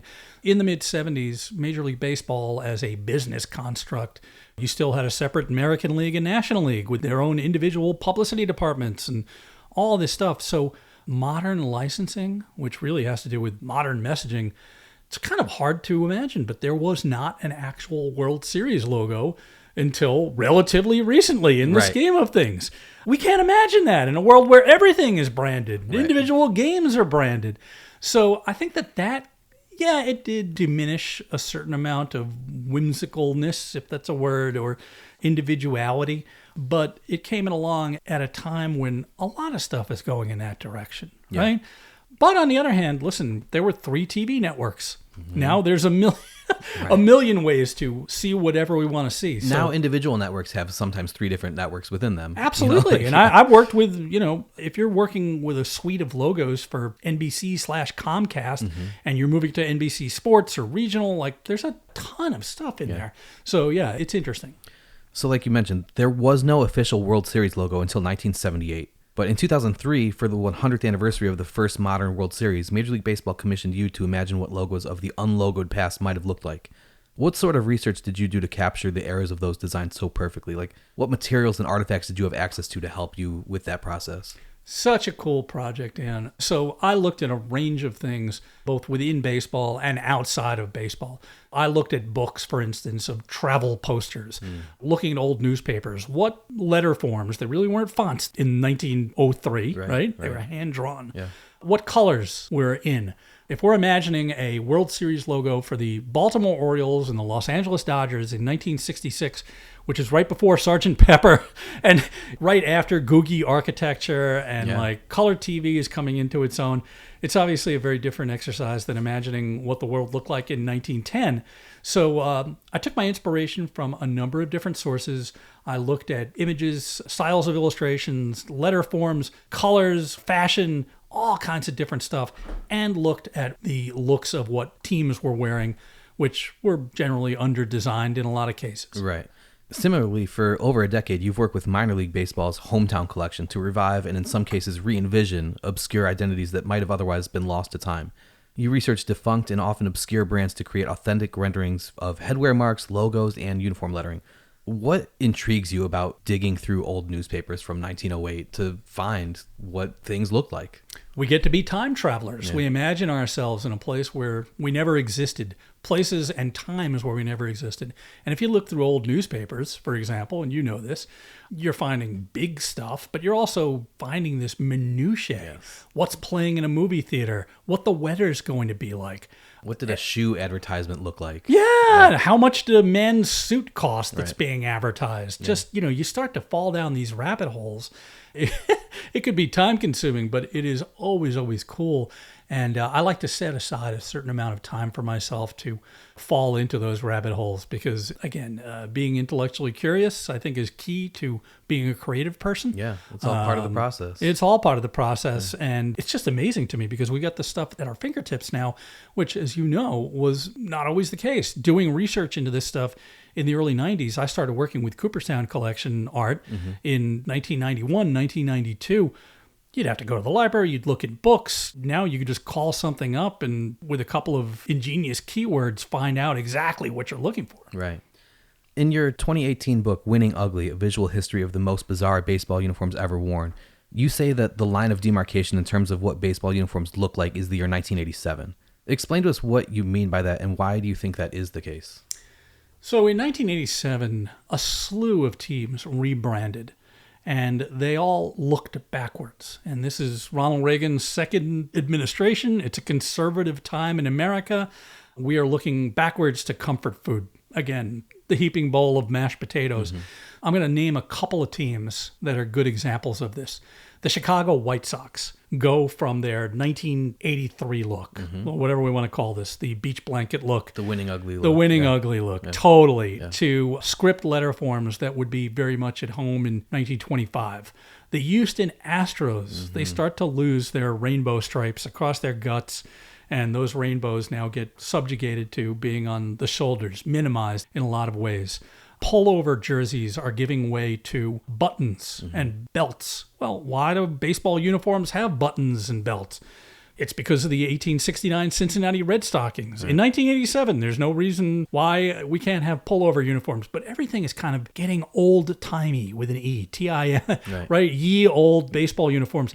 And teams are manufacturing nostalgia. They're looking backward to something more comfortable, traditional with a cap T, and everything changed at this point. Now, at the same time, Rawlings became the first unified manufacturer of Major League Baseball uniforms. And as I talk about in the book, Peter Ueberroth, who was the commissioner of baseball, of course, at this time, he was brought in 1984 after having run the wildly successful and financially lucrative Los Angeles Olympics in 1984. These owners who are not making the kind of money that they could be making, all of a sudden this guy comes in here and they are just raking in the bucks, and the uniforms are part of it. Lastly, you look at what a crowd of baseball fans looks like at a game in 1950. Nobody's wearing baseball caps except maybe a couple of little kids. 1960, everybody's in suits and ties. Even when I was growing up in the 70s, nobody's wearing jerseys. You couldn't buy jerseys. This allowed fans to participate in a way that they never could have imagined, look like a player on the field. Even if you're not wearing the pants, you are a member of the team in a way that you might not have been in 1975. You sure as heck are in 1987, and you really are today. Yeah. I know you're a traditionalist in terms of uniforms. In your ideal opinion, are there certain things a team should always do with their uniform set? Well, I think it depends upon the franchise. I always talk about the fact that design, especially design for sports, is in certain ways no different from cooking a meal or building a piece of architecture or making music. Too many ingredients can spoil the meal. Too many notes can spoil a song. And when you start to glue together too many elements, you know, pinstripes and neck and sleeve trim, I am personally not a fan. I think you got to have one or you got to have the other. Piping around the neck, a la the Detroit Tigers, the Boston Red Sox. Red Sox didn't have that in the early 70s. They kind of look naked in retrospect, right? I was a fan and remain a fan of the pullover Red Sox look because that's what I grew up with, but it just seems right for them. So again, it depends on the team. It depends on the market. Restraint is a very underrated attribute is all I'm going to say. Let's play a game called Either Or, where I give you two options for a baseball uniform and you pick which is the correct answer. High socks and stirrups or long pants? High socks and stirrups, absolutely. And I'll tell you why. It allows for greater expression of the brand. If we see, you know, the Philadelphia Phillies here, a lot of these guys wearing tall socks, well, it's more red. It just breaks up the monotony of white from top to bottom at home. Button-down jerseys or pullovers? Both. I'm going to have both because I can eat steak, I can eat chicken, I can eat ice cream, I can eat pie. I want both. So would you do your home uniform as a button-down and the road uniform as a pullover, or like have a pullover as an alternate uniform? I think you got to be all in one way or the other. Okay. And, you know, the Yankees aren't going to look great, you know, but the Cardinals wore button-down uniforms from time immemorial. They switched to V-necks. Right, yeah. The 1982 team looked pretty damn good in that. Yeah. Right? We just don't know what the Yankees ever looked like because they never did. Right. But I think you got to go all in or not all in because it's going to look pretty weird. Yeah. Script across the chest or a logo? Wow. That's a great question. Both, I'll say again. And I'm going to split the baby, and I'm going to say, remember we talked about the 1977 original Blue Jays look, where they had pullover uniforms, and their primary logo was right on the belly with the words Blue Jays above it. What a beautifully realized I'm going to have people who disagree with me, but I just think it was restrained. It was symmetrical and balanced. Now, uniforms then are a little bit different from now in terms of the way guys wear them. But when they moved that logo off to the side, it looked a little bit different. It looked more like a rec league softball uniform. Yeah, something was off. Yeah. It was off. But if we were to close our eyes, you and I, and we could imagine the platonic baseball uniform, I would say it's the Los Angeles Dodgers. This beautiful script at a certain angle with an underscore perfectly balanced out by a number. That's baseball. Yeah. And it's hard to improve upon. What about a logo on the hat or a letter? It depends which. I like both. If you're the Baltimore Orioles, they look great. Yeah. They had a B on their hats in 1963, and it just looked plain and kind of, you know. There are cool interlocking ligatures, the NYs of the Mets and Yankees and Dodgers with the LA and all that kind of stuff. The A's, the nomadic A's, they have worn an Old English A in Philadelphia. They did so in Kansas City. They've done it in Oakland. Presumably they will in Sacramento. And if they ever get to Vegas, they should do it there because it's the connectivity that goes all the way back to right here in Philly. But I could see the case for both. One last thing with it, the Blue Jays, who have traditionally worn a Blue Jay on their hat, they had an alternate T in 2008. It looked like crap. Yeah, I agree. Is anything just straight up off limits for a logo or a uniform design? Certain colors, whether it's reflective metallic materials, things like that, certain styles, sublimated printing. Is there anything that you think should never be done? I've gotten a little less bunched up about stuff like that in the last several years because the quality of sublimated printing on uniforms has dramatically improved, and the ability for somebody like myself to achieve a color and just absolutely nail it down is remarkable to me still. There are a couple of things. In baseball, as you probably know, you are not allowed to depict a baseball on a uniform. Right, which is different from the NBA because it seems like, and I think there was an actual edict from the league that when teams create new logo sets, don't they have to have a basketball design in the logo at some point? I don't know that there's any like ironclad thing that says that. There's, to my knowledge, not a smoking gun. Okay. It's probably considered best practices that are strongly encouraged, but the Portland Trail Blazers don't have a basketball in their logo. They're one of the few, I'll grant you, and they've been around for a while. But in baseball, it's in the rule book that you cannot depict a baseball on the uniform because it is seen as a pitcher hiding a pitch or something like that. Right. Well, the Chicago Cubs protested the Philadelphia Phillies uniforms in 1971 because that swirly P, which kind of looks like a yin and yang, not a literal depiction. So anyway, that's always been the Blue Jays had a baseball in there. Right. Now they don't, and it's because of that. Yeah. I think, there are certain colors that are not going to look good together. Might clash. There are certain colors that are not going to look good on broadcast. You would never put a bright blue butt up against a hot red, for instance, because they're going to just blow out visually. Yeah. So best practices apply. Gotcha. You designed the Negro League's 75th anniversary logo in 1995. The Seattle Mariners wore it on their sleeves all season, and that's pretty cool, sure, but what's even cooler is the fact that the Mariners have two statues at their ballpark. One is Edgar Martinez, and the other, naturally, is Ken Griffey Jr. Each statue features a uniform patch that you designed, with Edgar's having that 75th anniversary of the Negro League's patch, and the junior statue having the patch from the 50th anniversary of Jackie Robinson breaking the color barrier. The nature of logos and uniforms and patches is that they don't last forever. They're almost always going to be replaced or updated or changed or just used for a specific moment in time and then moved on from. But to have your work preserved forever on a statue, what does that feel like? It's daunting. It's absolutely daunting because, to your point, this is commercial art. It comes, it goes, it gets replaced. It's very ephemeral in nature. To be cast in bronze, literally, is, boy, that is, it's legacy stuff. That it's not about me. It's a small piece of something much, much bigger. But it's pretty cool that it's going to be around for a long, long time. Yeah. Does knowing a logo's use most likely won't last forever allow you to give in to more trends as opposed to trying to make something that's timeless that may last forever? Absolutely. So an All-Star Game logo, a World Series logo, things that are not permanent marks, you can have fun with. They should speak to a moment in time. I love the fact that whether mine or somebody else's, there are wonderfully expressive All-Star Game logos as good examples, or commemorative logos that specify a certain season, call out a certain season. And they look like they were created at the moment they were created, and then poof, they become history. Super Bowls have traditionally been like that.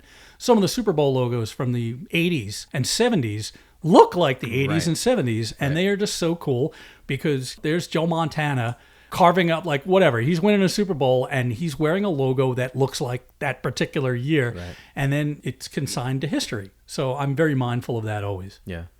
You did all of the player art for the All-Century team that was honored at Fenway Park in 1999. What type of responsibility do you feel to the history of the game when you work on a project like that? Oh, that was just so awesome. And being a part of that and being at the press conference with all of these players who, particularly guys that I didn't see play, to be there at Fenway Park and see what I saw and what now is legendary with Ted Williams and Tony Gwynn, and coming up to him, Ripken and all of these names, to know that you're in a certain way a steward of this history in portraying it in a very different way off the field is, I wouldn't say it's daunting. It's very cool to be a good curator of this, knowing that it's going to be consigned to history. Very important. Knowing the right kind of cap logos to put on those guys. It's sort of the conversation that you hear about when logos are depicted on plaques in Cooperstown, right. Which there you go. Like I've got Vladimir Guerrero with my Angels logo. Mm-hmm. That's, very cool. So anyway, All Century, it was at Fenway. I'm a Red Sox fan. It was immersive. It was all over the place. These depictions of these guys were around the facade of Fenway Park. Mm-hmm. Again, to be able to participate in that in some way, shape, or form, incredibly, incredibly special. And so long ago now that it's very much history, way back. A quarter century ago. Yeah, it really is. Yeah. After you went to Cuba in December of 1999, you ended up doing the logo for the World Baseball Classic, which is something that you've been a part of basically since its inception. How did you get involved with that, and what makes that event something special? I got involved. I was called in, and I can remember exactly when it was. It was during All-Star Week in 2004. I had a lunch in Houston. So the first World Baseball Classic was to be played in 2006. Mm-hmm. So it was anticipation of that. And I think in a lot of ways, I was brought into it because of the fact that I had this interest and some experience in international baseball. Mm-hmm. If you recall, the Orioles traveled to Cuba in 1999. Right. That was before, after, it was right around the same time. I think you went in December. Yeah, I went in December. Thank you. It was right before the millennium. Right. That was a project which involved a book and through John Thorne's Total Sports, before he was official historian for Major League Baseball, was the publisher of this imprint. Mm-hmm. Anyway, I was brought in on that, I think because of the fact that I had gone to Cuba and brought back some stuff, and it really exposed me to the fact that the game is bigger than just Major League Baseball. Sounds stupid because MLB is MLB, and we know now. But before the World Baseball Classic was a thing, baseball was a part of the Olympics, on and then off, and it just didn't have the kind of exposure internationally that clearly it does now, mm-hmm. particularly in certain markets. But to see WBC blow up, particularly in the last iteration, and become this thing that it's become is just so cool. Yeah. You mentioned earlier that you were the designer who made all of the Cooperstown Collection team graphics.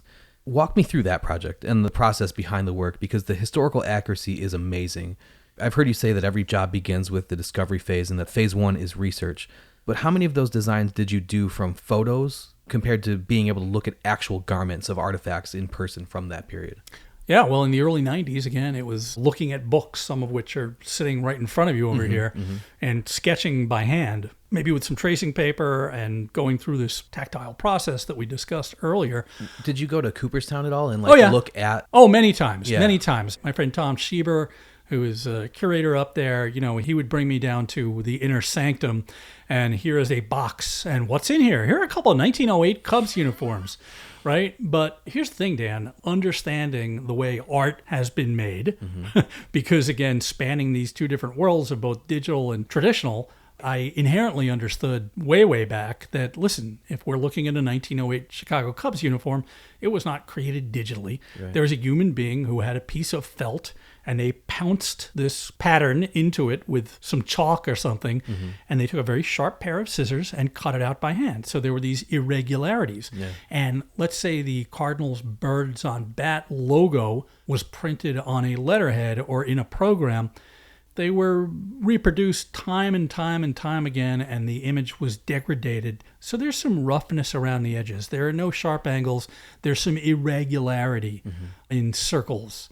And so rendering these things eventually digitally, it started out being hand-drawn. Cooperstown Collection was literally me with pen and ink in black and white, and I still have some of the original drawings here from these original reference sources, but taking them into a digital space and literally redrawing thousands of pieces of uniform lettering, headwear marks, sleeve patches, all this stuff. Having that understanding of how they were usually originally created was instructive in terms of making them look authentic and real, yeah. Cool. Do you think it's harder to come up with a logo for a team that never had one? Or is there something kind of freeing in that you can do whatever you think is appropriate? I think it's easier to come up with a logo, and it depends. Are we talking about a primary logo or are we talking about some commemorative logo? Let's say a primary logo. So a primary logo, yeah, I mean, you want to, like anything, starting from scratch and being a part of something from the very beginning is cool because you've got this blank canvas. But to an artist, a blank canvas can represent two completely different things. On the one hand, it is full of promise and it's waiting for you to fill it in. But on the other hand, you say to yourself, where do I begin? Right. What corner? Do I start in the middle? Do I go to the left, right? What color am I using? So there's a paradox within this. And every market's different. Every city is different. We've talked about that. I mean, I'll give you a good example. I created the Brooklyn Cyclones. Right. This splits the baby here. Yeah. First professional sports team in the borough of Brooklyn since the Dodgers left in 1958. So this is 2000. I'm creating this during the Subway Series. Mets and Yankees are in the World Series. So all of this history is right there, all this great stuff. And the Cyclones are a new team. They're starting from scratch, but they're looking for something that bridges the past to what's going to be the future. And that, to me, represents a really interesting concept. Yeah. You've said that minor league teams have the ability to take more chances than major league teams with the logos, their mascots, their team names, their color schemes, their uniform designs, everything. Why do you think that is? Well, the players change. I mean, if you're the New York Yankees, to name another name, and you've got Derek Jeter having played on that roster for as many, he and Mariano and all these things. If you are the Lansing Lugnuts, these guys come and go. It's like college, right? Like to quote Jerry Seinfeld, you're rooting for the laundry, you're rooting for the culture. You are rooting for the guys, but they're going to be gone and they move along. So that to me is the dynamic that separates them. But if fan bases support minor league teams and buy their merchandise solely because their name is wild or they have a crazy logo, couldn't we assume that the same would happen, probably even to a greater degree, if a major league team took a chance like that? I remember growing up, like you mentioned, so many people loved the Charlotte Hornets because they had teal and purple as their color scheme and that untraditional court where they had the honeycomb design in the paint. We weren't fans of the team. We were fans of the look. Why won't teams take chances like that anymore? Well, again, I'm going to say depends on the market. Yeah. Let's you and I invent the next Major League Baseball expansion club, which makes sense, is going to be in Nashville. Sure. We're going to workshop some things. We're going to brainstorm. So we could defer what we're going to call this team, but we can think about the iconography of Nashville, which is very rich. It's rooted in country music and the typography of all those Hatch showprint country music posters, guitars and inlays of guitars and strings. I'm just riffing. Yeah. I got nothing here, right? Yeah. But there's really something there. Now, if you are going to be, let's rebrand the Athletics in Sacramento and imagine them staying here. What is Sacramento?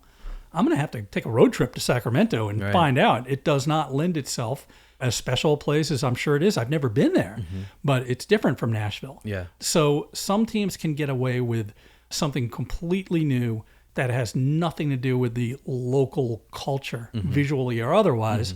And also, some teams want to invent tradition.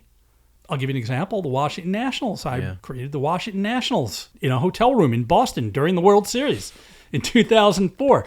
What is a national? It does not lend itself to easy visualization. Right. But we do know what Washington, D.C. looks like. And if you're putting a team in Washington, D.C. that you want to see succeed, well, it probably should be red, white, and blue, and it should have some stars and stripes. I don't know that I would think the same way now, but maybe I would. Or even right here in Philadelphia, same kind of thing, right? When the Sixers went to a completely different look in the Allen Iverson years, there were several defined reasons for that. But it's embraced by a generation of fans, maybe because it's not red, white, and blue. But I think, like you were talking about before, part of it had to do with the fact that they were winning during those years. Yeah. That it was Allen Iverson. He was this icon of the sport and the... Generationally. Yes. His style on and off the court has influenced the entire generation that followed him. I think if it weren't somebody as iconic as Allen Iverson on that team, I don't know how fans would look back on those years as like, oh yeah, we actually do like that black uniform and like Elton Brand and Dikembe Mutombo, Bingo. God bless them, but Bingo. yeah, it's not the same. Yeah. I know in the 1880s and 1890s, baseball teams had some wildly colorful uniforms, but basically from 1900 until the 1960s when Charlie Finley shook things up, baseball teams mostly wore white uniforms at home and gray on the road. You mentioned this earlier about how the NBA has completely gone away from the home team wears white, road team wears their color. Lately, Major League Baseball teams have started wearing alternate uniforms and specialty uniforms, but most teams have seemed to keep the home team in white and the road team in gray or a darker color. Do you see MLB ever really going away from that and just doing absolutely whatever they want on a game day?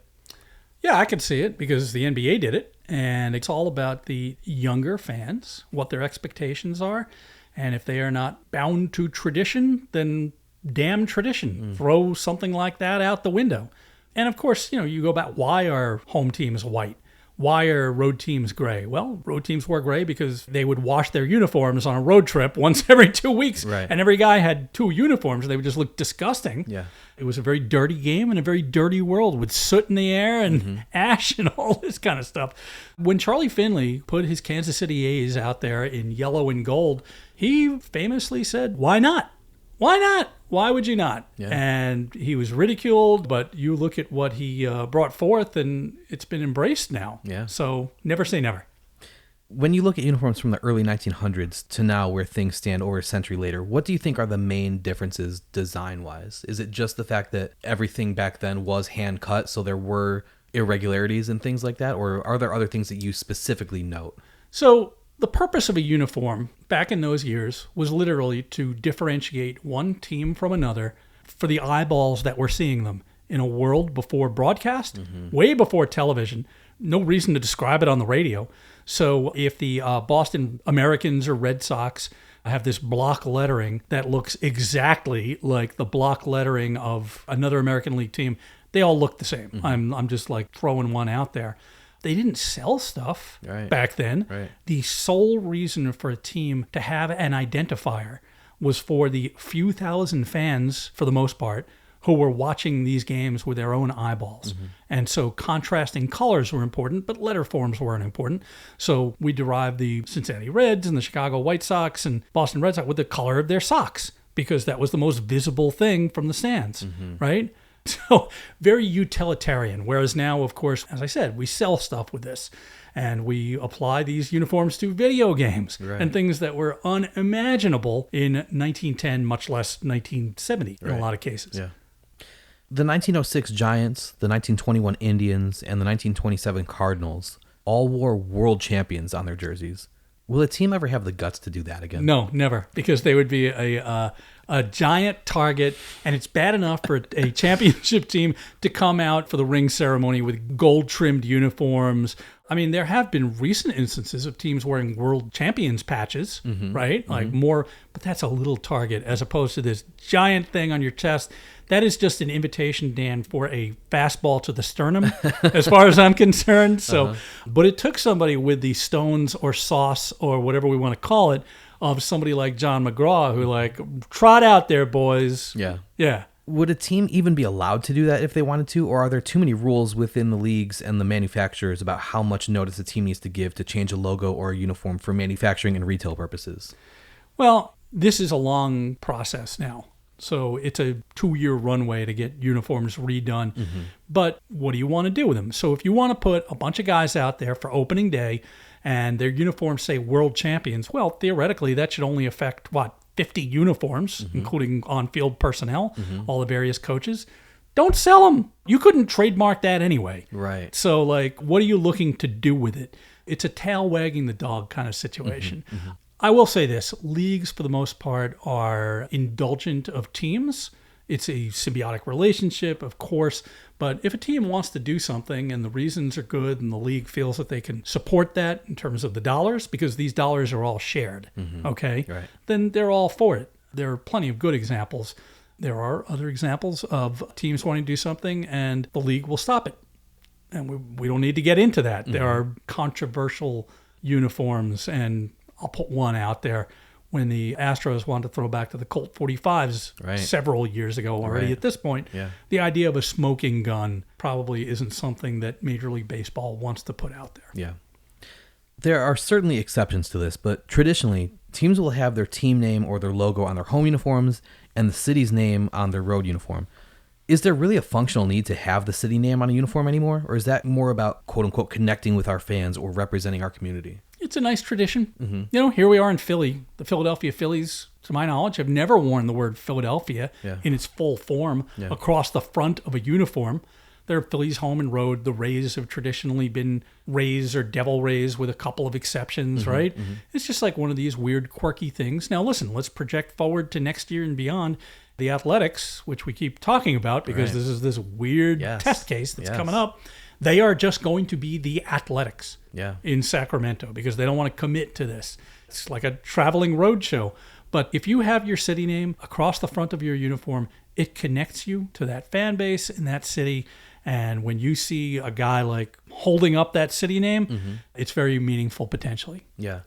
My question was more, the city name is usually on the road uniform because the opposing fans... It was a concept of marketing that really no longer exists. Right, and there's no reason for it to exist. No, there's not. But even go back, so the first Major League team, to my knowledge, to wear a nickname across their uniforms was the Washington Nationals in 1905. And it was such a novelty that it's called out in the press. Yeah. So, you'd have the New York Giants wearing New York. You'd have the New York Highlanders, or whatever you wanted to call them back then, wearing New York. Right. You'd have the Boston Braves, Bean Eaters, Doves, Rustlers, whatever you want to call the National League team from Boston, wearing Boston in identical letter forms to the Boston Red Sox. Right. So it just wasn't a thing until it was a thing. And then even going further, the Athletics never had the word athletics on their uniforms until their last season in Philadelphia in 1954. Yeah. They always had an A. Right. Yeah. Speaking of connecting with our fans, why have so many of the City Connect jerseys been so bad? Well, you might say bad about some. I'll say bad about others. I'll say good. It's all subjective, right? Social media hates. Well, everybody hates everything. That's not. Everybody hates everything, Dan. Not everything. Everybody hates everything. There's going to be somebody who hates the most beloved, wonderful thing someplace. But they are polarizing, I will say that. But they're geared toward attracting a younger audience. Let's just put it that way, right? And I'm older than you, and you're not a 10-year-old kid who wants something bright and, something different. A lot of them are very contrived. I'm going to say that right off the bat. Let's chop it up. Let's talk about a couple specifically. The Phillies here in Philadelphia unveiled theirs. A friend of mine who's my age said, I don't hate them, right? That's kind of like a qualified, they're okay. I get part of it. Me as a Boston Red Sox fan, I've gotten used to them, but the yellow and blue, it's like a backdoor marketing scheme to glom onto the Marathon without infringing upon their copyrights. Yeah. I would rather the Red Sox have gone out there in Fenway Green. Makes sense to me, right? Yeah. But there is something really refreshing about the San Diego Padres. Some of them have been great. Yeah, and they don't look anything like. And so, like I said, this friend of mine who's my age, he's like, I love the Padres. Yeah. That is not the guy that you'd be expecting to say that, but he's a creative guy. There are some that just kind of don't. What the Cubs, they didn't go all in. Right. Wrigleyville, you are from Chicago. Yeah. There are people from Chicago I know, it's not even the name of a neighborhood. It's contrived. Right. So it's all marketing. Yeah. It is not meant for the long term. It's going to be if you'll excuse me, a fart in the wind in the long arc of history. Yeah. It'll be forgotten about and it'll look like a moment in time, probably not unlike the American Basketball Association, Miami Floridians wearing magenta and black stripes. That's fair. Most teams have gotten much better about this, but there are still some teams who wear throwback jerseys, pants, and hats, but then step up to the plate wearing their current modern batting helmets. Is it irrational for me to get as upset about that as I do? No, I mean, I'm thinking back to the first throwback games in the 90s where your White Sox, for example, they were first out of the box with it, and they looked awesome. They looked like the 1917, I guess. Even if the details weren't spot on, the pants were the right length, and the cut of the uniforms, and the length of the sleeves, and the construction of the undershirts. Well, if you are the Field of Dreams game and you're trying to be the 1919 Yankees, well, the 1919 Yankees didn't wear batting helmets. And then when batting helmets did come along, they first had flocked insignia Right. to make it look like a piece of felt. So it looked like a cap. So it's all a pastiche. It is a made up thing. It's this piece of architecture that's made to look like King Ludwig's castle, at Disneyland. Yeah. So I don't know. Everybody's different about that kind of thing. I think it all depends upon how egregious that off look is. Yeah. You ended up creating the logo for the Roberto Clemente Award, which is given each year to the major leaguer who best represents the game of baseball through extraordinary character, community involvement, philanthropy, and positive contributions both on and off the field. Did that feel like a full circle moment in your life and career that your first game ever was Roberto Clemente night, and then there you were creating a logo honoring him that's going to live on forever? Unquestionably. And having an understanding, even as a kid, of remembering hearing about his tragic death in service to others. This guy was larger than life from the second I saw that car hit the field. Yeah. So again, being mindful and reverent about it, and just the way he comported himself. You hear interviews with him, you see what he looked like, very proud man. The logo should reflect that. And yes, it was a full circle moment without question. Yeah. You said that one of the biggest thrills of your life was going to a Red Sox game around 1989 and seeing an ad in the program that featured one of your baseball book covers, and you thought, oh my God, I've made the big time. In a career that has since had so many thrilling moments and incredible projects, is there one where you look back and think, I still can't believe that happened? I don't know that there's one, but there are several that I can give you. All Century, which we talked about before, not even a regular season game, but just being part of this deep, rich history in my own way. When you see a World Series team jumping on top of each other and they've got either a sleeve patch or a uniform of mine, which has happened in both cases, that's pretty unbelievable because, again, it's about things that are going to outlive you. Right. Iconic moments or great players. Yeah, it's all really cool. So there's not one particular thing. Although, those first memories, those oldest ones, are some of the coolest ones. Seeing my work on the field at Yankee Stadium when the Milwaukee Brewers played there in the strike year of 1994, I was like, wow, that's a really cool thing. And that's a long time ago. Is there a dream job that you haven't had yet, no matter how unrealistic it may seem or may have seemed at the start of your career? Well, I've been asked this, as you might imagine, several times. And until recently, I've always said, you know what? I don't want to sound blasé about it, but I've kind of done a lot of things. Right. I'm not going to say everything, but my work has appeared on every Major League Baseball club. I've done God knows how many commemorative patches, All-Star Games, World Series, and beyond baseball. Right. And before this year, I would have said, I would love to do an Asian pro baseball team. Cool. Because it's a different culture, and you got to think about something that seems so familiar and yet contour it to a totally different language and culture and all that. But I did that this year. Yeah. So I'm not sure. Cool. That's a good position to be in. I'm not ready to hang it up by any means. Yeah. I hope not. Yeah. Every adventure, even if it's rooted in something I've done before, you can build upon that. In doing research for your book, Winning Ugly, you discovered a story about the Chicago White Sox of the early 1900s. They were known for their navy blue road uniforms. It was a real signature thing for them. But then suddenly, in 1916, they started wearing gray on the road. Why was that? World War I. They imported the blue dye from Germany, and they didn't have a reliable supply chain. Just imagine the pandemic when we were scrambling for toilet paper and computer chips for cars. This was the OG version of that in a certain way. Yeah. I came across that. It was like a wonderful research accident. As so many research accidents are, right? Totally. Is the color palette that most Major League sports teams use today so limited because they want every reproduction of their brand to be identical? Teams don't usually use teal because there might not always be an exact color match for that thread on an embroidered logo where everybody has red thread or blue thread or black thread. Do you think that plays into why teams choose the colors that they choose? It's part of it, without question. I'll give you a couple of examples of those wonderful 70s and 80s uniforms that we spoke about before. The Padres reverted to their now signature brown and yellow, but that brown color is really difficult to match with integrity across various platforms. You're going to see an undershirt look different from a batting helmet, from something in print to something that's digital. The Philadelphia Phillies, who wore burgundy, those colors never matched. Right. As a matter of fact, at the conclusion of a season, the players' uniforms would look ununiform because the colors faded on the uniforms as opposed to the helmets, as opposed to the socks and all these things. Not as much of a concern these days. But I do think that right now, the imperative for any marketer, communicator, somebody like myself, I fall into a few different places, is to convey your message with consistency. And if you can convey your message with integrity across all these varied platforms, it assists your getting that message out. Why haven't more teams used pants as a design space? The NBA really uses the waistlines of shorts as a space to put logos. We've seen teams like the White Sox of the 1980s put their numbers on the front leg, or the Arizona Diamondbacks a few years ago used the bottom of their pant legs to add sublimated printing. And that didn't go great, but at least they were trying something. Why don't teams try something new with all of the blank material that appears on pants? Are they just not thinking of it, or are they just afraid to try something that's out of the norm? I think that in each of the cases that you referenced, players were laughed at. And when players are laughing at other players, that's the beginning of the end. I remember the pants with the numbers, which the Astros wore, and as you said, the White Sox wore. I remember reading at the time when the White Sox had those that one player referred to it as the symbol of a weird hierarchy or some. It was out of the ordinary.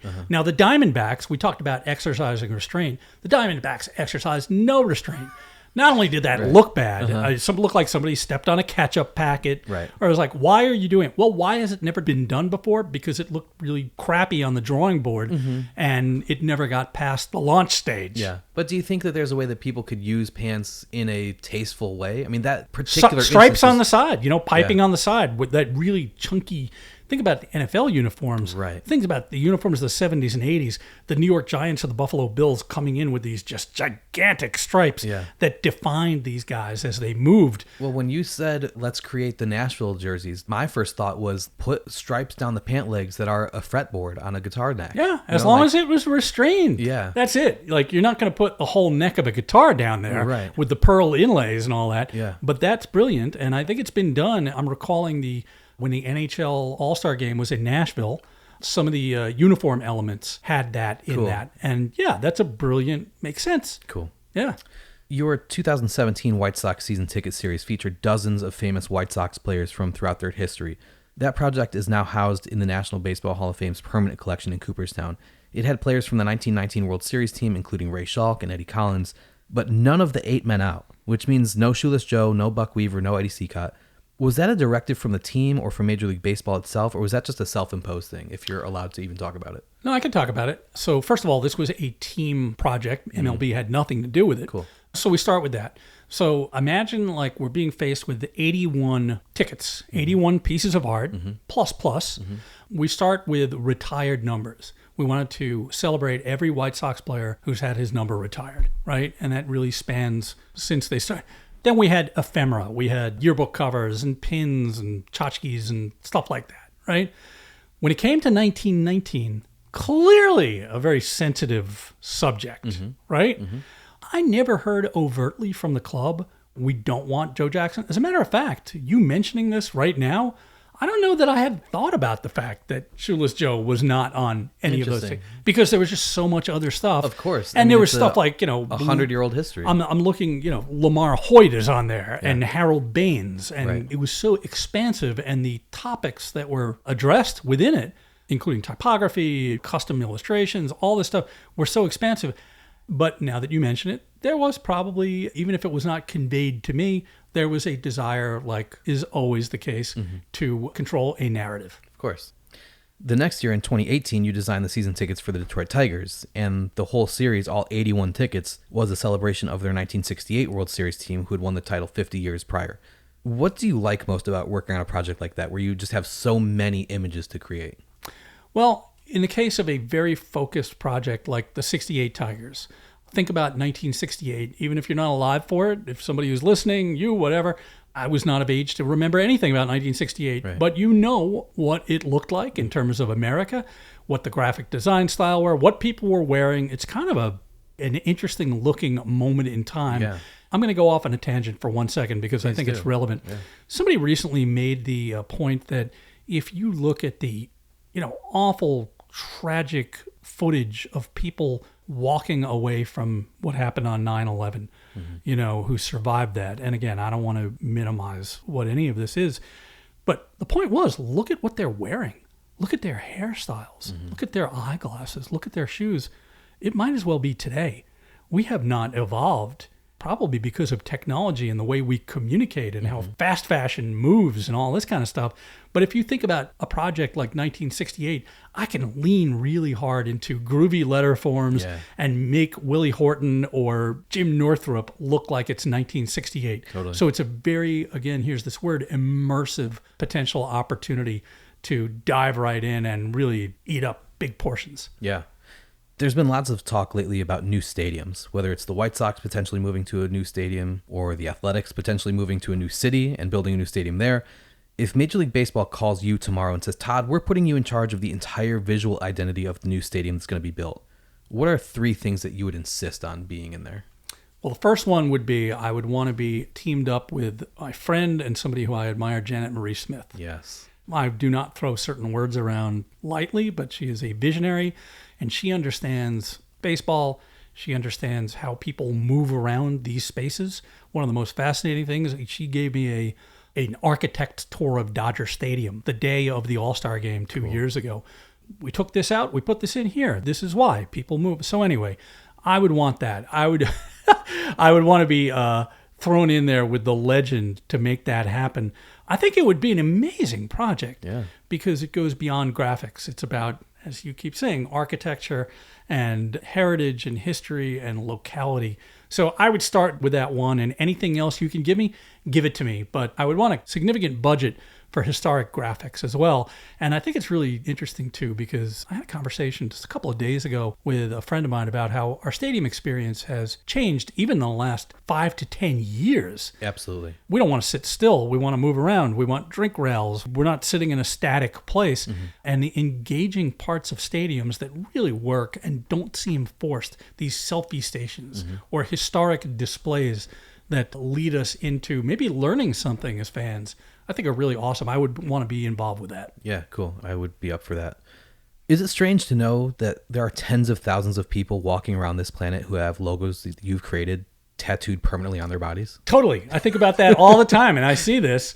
And I'll give you one really funny example. About 20 years ago, I had a bulldog named Casey. And she was a white lumpy bulldog, right? And I based the Cleveland Browns secondary logo on her. And it sort of looked like her, but I had this model at my feet as I was sitting there, and the jowls and the nose and all this stuff. And there are people who have her tattooed. Now, she crossed the Rainbow Bridge into the great doggy beyond in 2008, but she lives eternally on some guy in Cleveland's bicep, which is pretty hilarious. And one other thing, as I mentioned earlier, I've been in Korea twice in the last year, and I saw tons of my work on people and in stores. Cool. MLB has their own branded stores in Korea. Here's some stuff that I created in 1992. I can't believe I'm in Korea, number one, and that there are people walking around with this. So weird. Yeah. You are just as much a historian of uniform and logo designs as you are a designer. In 50 years, would you rather have your name mentioned along the likes of Paul Rand, Lon Keller, Otis Shepard, Louis Tiffany, Milton Glaser, and Alexander Julian? Or in the same breath as Mark Okinen, Paul Lucas, Phil Hecken, Chris Creamer, and Peter Capolino? Well, you've mentioned some personal friends in there, too. So they're both very meaningful. Yeah. And I feel that I span both of these worlds. Totally. So hopefully... And deservedly so. Thank you. I appreciate that. And there's a model, particularly in the Basketball Hall of Fame, for someone who is a great player, like a Jerry West, right? A great player and an executive or contributor to the game. If I could be both, that cements the fact that I've had this kind of hopefully interesting career in a niche way. And I will say this too, I've always tried to champion people who would have been me from the 1940s or 50s or 20s. And if I found their name, I'll give you an example, Dan. The 1939 baseball centennial sleeve patch, which was applied to every team's uniform in minor leagues and Negro leagues and all this stuff, it was designed by a woman named Marjorie Bennett. I found her. Now, I hit a dead end in terms of researching more details about her life, but I wrote a blog post when that was still a thing, 10 years ago, something like that. I'm not patting myself on the back, but I feel like a responsibility to say their names, bring her to light, and if somebody has found that blog that exists up there, she's remembered and known for it. So I would want to be in both of those, and I would be in very esteemed company on both ends. You mentioned the Basketball Hall of Fame. You designed their logo. I did. Is that just wild? I'll tell you a great story.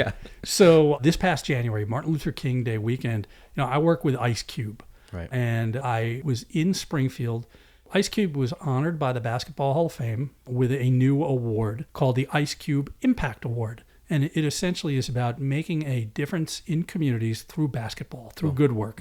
And he asked me to design the award, to have it made, to design the logo for the award, to design the exhibit that centers around this. Cool. So I went up there, middle of January, took my wife, and this was a small group of people. It was myself, my wife Suzanne, Cube's 4 children, some other family members, 20 people, okay?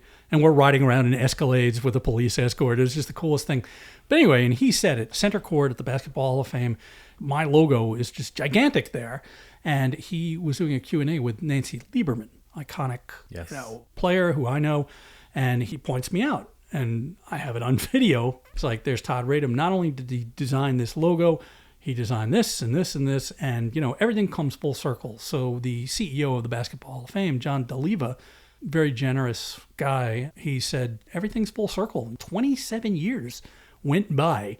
I did this, and here I am here again, and it's just kind of mind-boggling. Yeah. It's one of the good things about growing older, Dan. You might have a couple of aches and pains or gray hairs, but to have that kind of breadth and longevity and continuity and hopefully relevance is something, again, money can't buy, and I'm prideful in a good way about that. Not prideful being boastful, but it means I care about it, and I feel good about it. Yeah, and that's evident in your work. Logos and brands are all about trends. From lots of baseball teams using powder blue uniforms at the same time because that color was in vogue, to teams wearing vests, to certain fonts and number styles being used. What do you predict the trends will be over the next 5 to 10 years? Well, we live in this world where the only trend is no trend at all. And Andy Warhol famously said in the 1960s, everybody will be famous for 15 minutes. Well, 15 minutes, imagine looking at your phone for 15 minutes statically. Yeah. It's, he could never have imagined this world where we're just scrolling. Our minds are moving at a different pace. Yeah. So I think a couple of things. Number one, just a couple of minutes ago, I had said to you about looking at footage of people in 2001 and how we really look the same. Yeah. I think it's hard to say. I think, it used to be that you could peek around corners and project or, market testing and focus groups and all this stuff. I don't know. I think in sports, what we're going to see is more, because the market is going to demand more. The fact that teams wore 2 uniforms, one at home and one on the road for 162 games, up until not too long ago, for the most part, is a quaint relic, right? Yeah, those days are over. Those days are over. One-off uniforms, the likes that we see in the minors and stuff, we're going to see more of those. Just you get down to basics. Why do we need buttons? There's form and there's function. Yeah. And there's selling stuff and there's player performance on the field. It's funny, Dan, because hearing about players talking about these Nike uniforms, which I don't want to get into, but talking about, we don't. But a couple of players were quoted as saying, we're not running sprints. They're as light as they need to be, or they were. Right. So at a certain point, you reach that Moore's Law thing where everything is, but we're going to hit a wall. Yeah. And what's going to be different? I think we're going to lose buttons again. Baggy pants, tight whatever, those are all kind of peripheral. Yeah. But big trends, I think big blocks of color are going to be in again because of just the way that we're seeing things. I remember speaking with Wayland Moore. Wayland Moore is the guy who created the Atlanta Braves uniforms that Hank Aaron famously wore. Okay. And he passed away a couple of years ago. But he said we were coming into a different age, TV age. He's like, I saw big blocks of color. I think it's really pretty interesting because seeing less and seeing more of that less could well be the imperative for communicating the way that we want to directly communicate going forward. Yeah. Is there anything on the horizon that you're excited about and also allowed to talk about? I have something that I'm really excited about, but I can't talk about. Fair. It's an honor in something I never could have imagined when I was a little kid. Cool. And in terms of what I'm working on now, I always like to work on a mix of stuff. So I've got some sports stuff. I've got some apparel stuff. I work with Supreme, some streetwear stuff. Just did some posters for Chris Stapleton, the country music performer. Interesting. That are baseball looking. Those are kind of rolling out. They're being given to VIPs at these concerts. Just things that challenge my preconceived notions and maybe take me into a little space of discomfort where I have to learn new things at my age are good. How can people find you if they want to follow your work or reach out to you? So socials are Instagram, formerly Twitter, at Todd Radom, TODDRADOM. My website, which I don't really pay too much attention to because it's sort of like a static repository of what I do, not that it shouldn't be changing, is toddradom.com. I am on the Baseball Tonight podcast with Buster Olney on ESPN Pod once a week in season. Usually Thursdays or Fridays, not always. I've been doing that for about 10 years. If somebody wants to find me, they can find me, and 9 times out of 10, especially if you're saying something civil, I'll get back to you. Yeah, one of my favorite things about your Twitter feed especially is how interactive you are and how it seems like you always have a ticket stub to post from games or teams or seasons that people mention. When your life flashes before your eyes, what are 1 or 2 sporting events that you've attended where you think, man, I was lucky to have been there? All right, I'm going to give you a couple right off the bat. Yeah. Red Sox fan, 2004 World Series in St. Louis. Also, Game 7 Yankee Stadium a week before that at the ALCS. Never thought I'd live to see that happen. Yeah. I was at Old Timers Day at Yankee Stadium in 1978 when Billy Martin was shockingly brought back to manage the Yankees. But there were guys playing in that Old Timers game. It's been called the greatest assemblage of old-timers in the history of Yankees old-timers game. So just look it up. It was unbelievable. Like I said, Boston Massacre that same year in 78.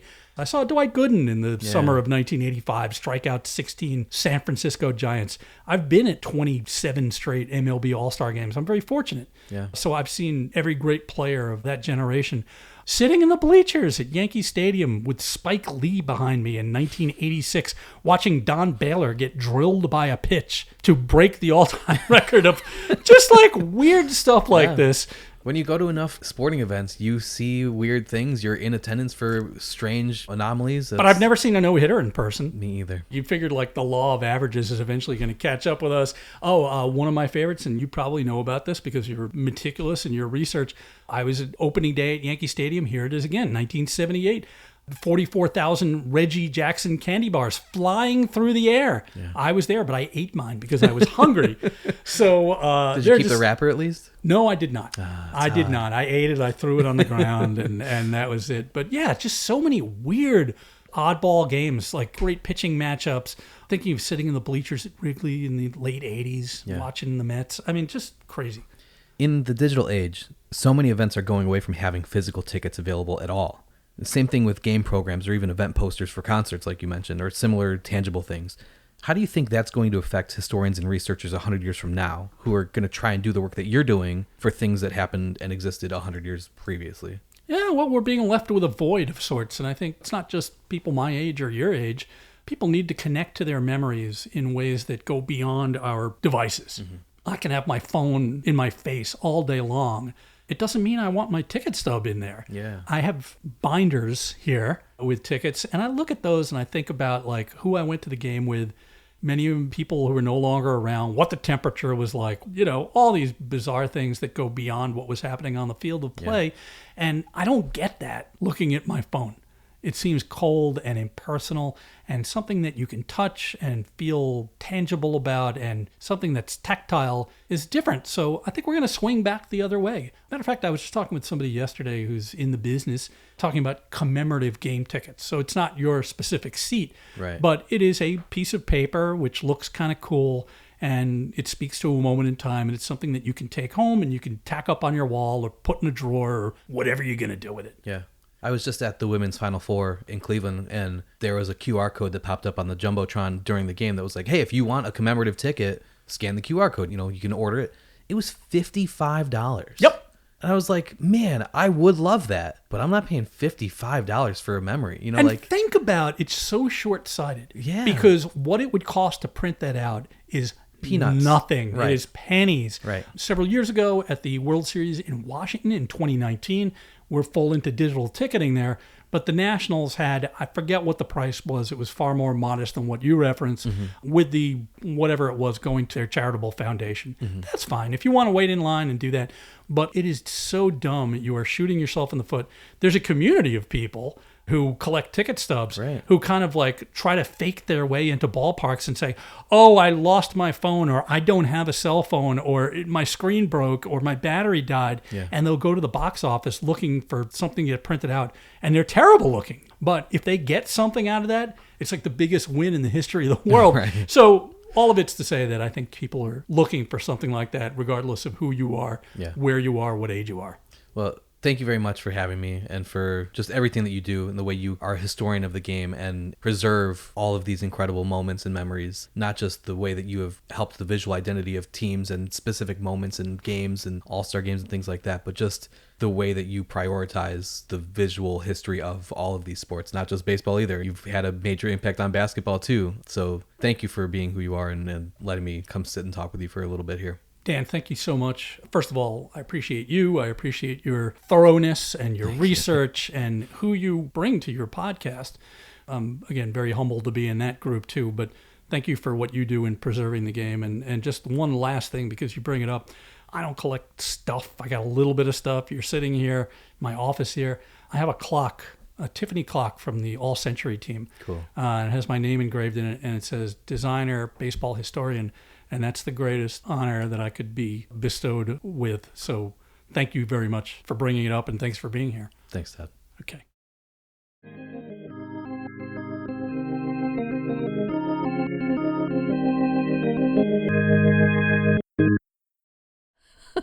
And now it's time for a segment called What'd You Think, Mom, where we talk to my mom, who had just listened to the interview with me, and we ask her what she thinks. This is my real, actual mom. Her name is Lori, but I've always just called her Mom. Can you say something to prove that you are my mom? Sometimes I wonder about you, my son. If you think that's going to narrow it down and prove that you're my mom, you're going to need to be more specific. Yeah, that I get.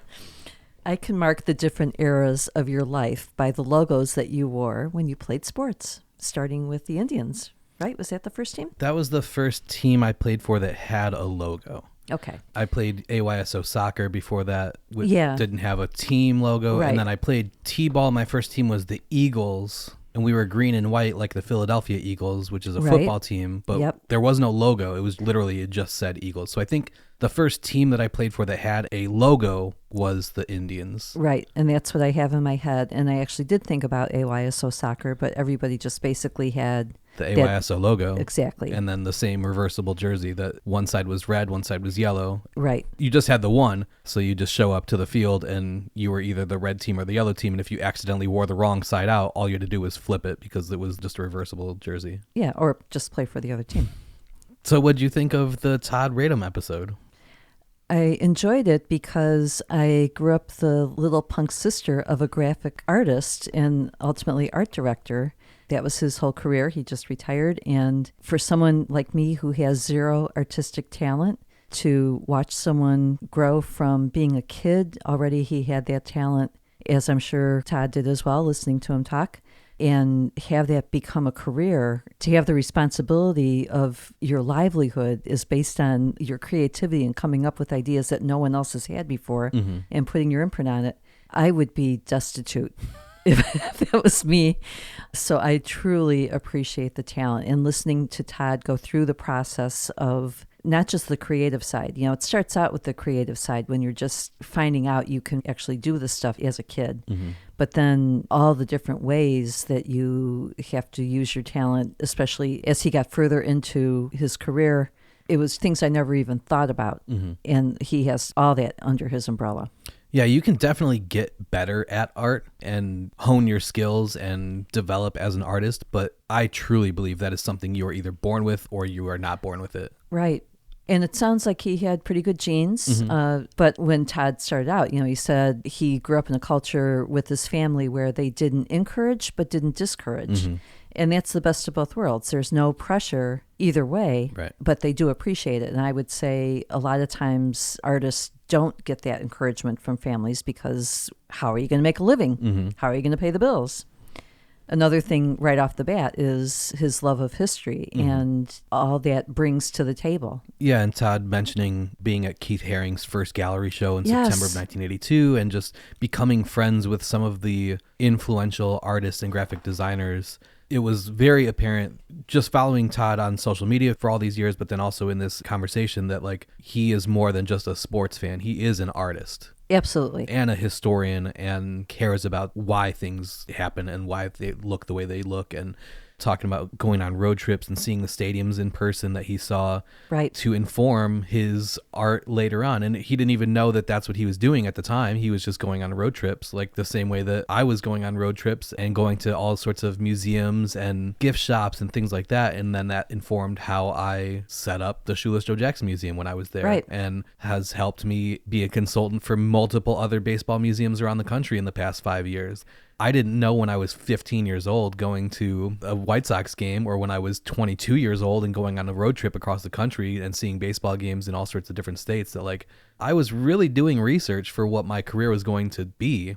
that's the same thing that Todd was doing. Absolutely. Just being a guy with his buds on a road trip, and it turns out he can use all of that information that he was gleaming. It's no accident that each of you fell into the career paths that you did because of what you did when you were younger. And again, I think history has a lot to do with that, but it's beyond that. And it's the best commercial for road trips because you don't even realize what you're gleaning from these trips, and you can't know until you get there. Mm-hmm. Talking about going into different cities, and he would just walk around the city. It has its own flavor, its own architecture. You can look up at the tops of the buildings around you, and the detail, especially if you live in older cities, they are works of art. And he can appreciate that. And it's another thing in his toolbox that he can draw on as he does all these fantastic commemorative projects or whatever. And he really can get the feel of a city to make a city imprint that lasts forever. Yeah, and it's something that he has said multiple times in interviews over the years, and he's talked about on social media, and he specifically mentioned in our conversation as well. Sports fans are the most ardent brand loyalists on earth. And he said, nobody's getting the Starbucks logo tattooed on them. Right. But you talk about the idea of brand loyalty with teams like the Yankees and the Cardinals and some of these other teams that their brand has been around for 120, like you mentioned with the Cubs, 140 years. Right. And yeah, it's changed a little bit, but like the teams that have that strong brand after all this time are the ones that haven't really changed. And I think that was kind of the line of questioning I was going with in regards to the White Sox. And Todd brought up the fact that, like, yeah, they haven't really changed their logo in 35 years now. Right. But up until that point, they had been switching it every 4 or 5 years for decades. Yeah, but as someone who lived there when they were doing that, those were just blips on the radar. I can remember all those goofy things from the 70s and the 80s and when they went red, white, and blue for a while in there and whatever. But that's the point, is when you think in your mind, like, what are the Yankees? Whether you picture Babe Ruth and Lou Gehrig or Joe DiMaggio or Mickey Mantle or Don Mattingly or Derek Jeter, you are picturing them in the same uniform. Right. When you picture what are the White Sox, it depends on who you're thinking of and what year they played for the team. If you picture Richie Allen, he's wearing a different uniform than Shoeless Joe Jackson, who's wearing a different uniform than Frank Thomas, who wore a different uniform than Frank Thomas wore in his rookie season. You know, like there is no sense of connectivity with the White Sox and with some of these other franchises the way that the Yankees are just the Yankees. That is what they look like. Right. And you can go anywhere in the world and see Yankee pinstripes. First of all, they're everywhere in the world. But you're right. It's iconic. People know it. In the Peter Capolino episode, he mentioned that George Steinbrenner at a point tried to trademark pinstripes. Right. And the judge was like, you didn't invent pinstripes. The White Sox had pinstripes earlier than the Yankees, I think. But yeah, other teams had worn pinstripes way earlier. But Steinbrenner's argument was, yeah, but everybody knows us. Right. And they ended up not being able to trademark it. But like, to your point, and to my point, that is their brand. And there is something to say about a team or a corporation, like you mentioned Coca-Cola. Yes, there have been small changes over the years, as you well know, but for the most part, it's been pretty stagnant, and not in a negative connotation. It's been stable. It's been stable. Yes. And I think there's something to be said for that. The ones that stay true to themselves have that deep-rooted brand loyalty from their fans. They're not diluting their brand. At one point during the conversation, we were talking about a total rebrand of a franchise, and Todd asked, what's the most important tool in a Swiss Army knife? And it reminded me of one time when I was a little kid, I asked Papa what his favorite tool was, out of curiosity, just striking up a conversation. And I'll never forget what his answer was, whatever tool I need to get the job done. Right. And that was what Todd said too, is like, it all needs to end up fitting together and working together. Right. But whatever you need at the moment to do what you're working on is the most important thing at the moment. So yeah, interesting that that concept covers so many different things. I thought it was interesting talking about scalability. You know, that was a concept that Todd brought up multiple times. And that's something that I experienced working with Gary Sieradkowski to create the artwork for this podcast. You know, I asked for a lot of detail in the image and sent him basically like the initial sketch of what I wanted conceptually, and then sent him reference photos and images of like, here's what I want the gloves to look like, and here's what I want the lighting to look like. And he got back to me. He's like, I can do this, but this is a lot of detail in a small image. He's like, you got to think it's going to be an icon on somebody's phone that's 1/10 of an inch. Right. And I was like, I know. Just Just trust me on this, because I listen to podcasts sometimes and I see the artwork that's on them. Like, some of them have a lot of detail. And like, yeah, when you look just within the podcast apps, Right. you're going to lose some of that detail, but you'll still get the overall concept. But when it is blown up, you're going to be like, oh, this is really cool. I don't know if a sports logo could necessarily do that same thing. But if you look at the New York Mets logo, Right. they've got all the detail of the bridge in the background and the skyline and all the different buildings. So when it's shrunk down to the icon in Twitter or the icon in Instagram, if you know what the logo looks like, you're like, yeah, okay, Right. it's all in there. But then when you blow it up, you're like, oh yeah, this is really cool. So when I was sending Gary all those reference images, he was skeptical, and he told me the whole time he was working on it, he didn't think it was going to work and he didn't think it was going to look good. But I was stubborn and was like, just work out a first draft. If you hate it, then we can do what you think. But like, I think it's going to work. And after he was done, he's like, oh yeah, you were right. This is awesome. I was like, thank you. Don't encourage him, Gary. But he killed it. Yeah, it was really cool. It was so cool to go through that process with Gary. He's just a brilliant artist. I know he and Todd have a lot of similarities, and they're both researchers as well. You know, like Gary loves to write and do the research on the things that he's designing as well. So lots of similarities between the two. I liked hearing about the types of research he would do. And of course, again, historians do history. But one takeaway was he allows himself the time to go down the rabbit holes because he knows he's going to be going down the rabbit holes. And oh my God, how many times have we been down rabbit holes? And then you look at the clock and it was like, oh, now it's 4 a.m. But you walk away with something else that, you know, you just have to give yourself grace to go do that. And you'll be amazed with what you walk away with. And how many times have we learned something doing research that maybe it's not applicable to the thing we're researching for at the moment, Right. but you learn something to like go on a road trip in 3 years and you're like, oh, I remember reading about this at a certain time. Or like he talked about the reason why the Chicago White Sox went away from navy blue uniforms. Right. Like, Exactly. I don't think he was going in researching that specific answer, but it's something he came across, and then that just becomes something you know now. And it just informs you on another whole level. It's funny that Todd brought up the blog post he wrote about the 1939 Centennial baseball patch. Yeah. Because this exact scenario happened where years ago I was doing research on something and came across that blog post and internalized what was written in there, that all the research that Todd had done. And then that is the thing that Peter Capolino quizzed me on, trying to see, like, does this kid really know his stuff? Right. And he asked me, like, what was the difference between the major league patch and the minor league patch? And I knew because 10 years earlier I had read Todd's blog post, Right. which we'll link in the liner notes. But, like, it's this exact scenario where, like, I wasn't doing research for that thing, but I came across it, and now it's just something I know. That's allowing yourself the grace to go down those rabbit holes and learn things that you're not intending to learn. But You can sleep when you're dead. I think I need to just touch on having him be around the world and see someone walk by with a tattoo of his work on their body. It's really mind-boggling to think about how many times, virtually every day, if you are someone who watches sports and you're seeing his work in one way, shape, or form, and you don't even realize it. Right. It's mind-boggling, the breadth of his genius. And for big things and big moments, like, yeah, of course, it's cool to do a rebrand for like the Los Angeles Angels or the Milwaukee Brewers or the Washington Nationals, like all these teams that he's done.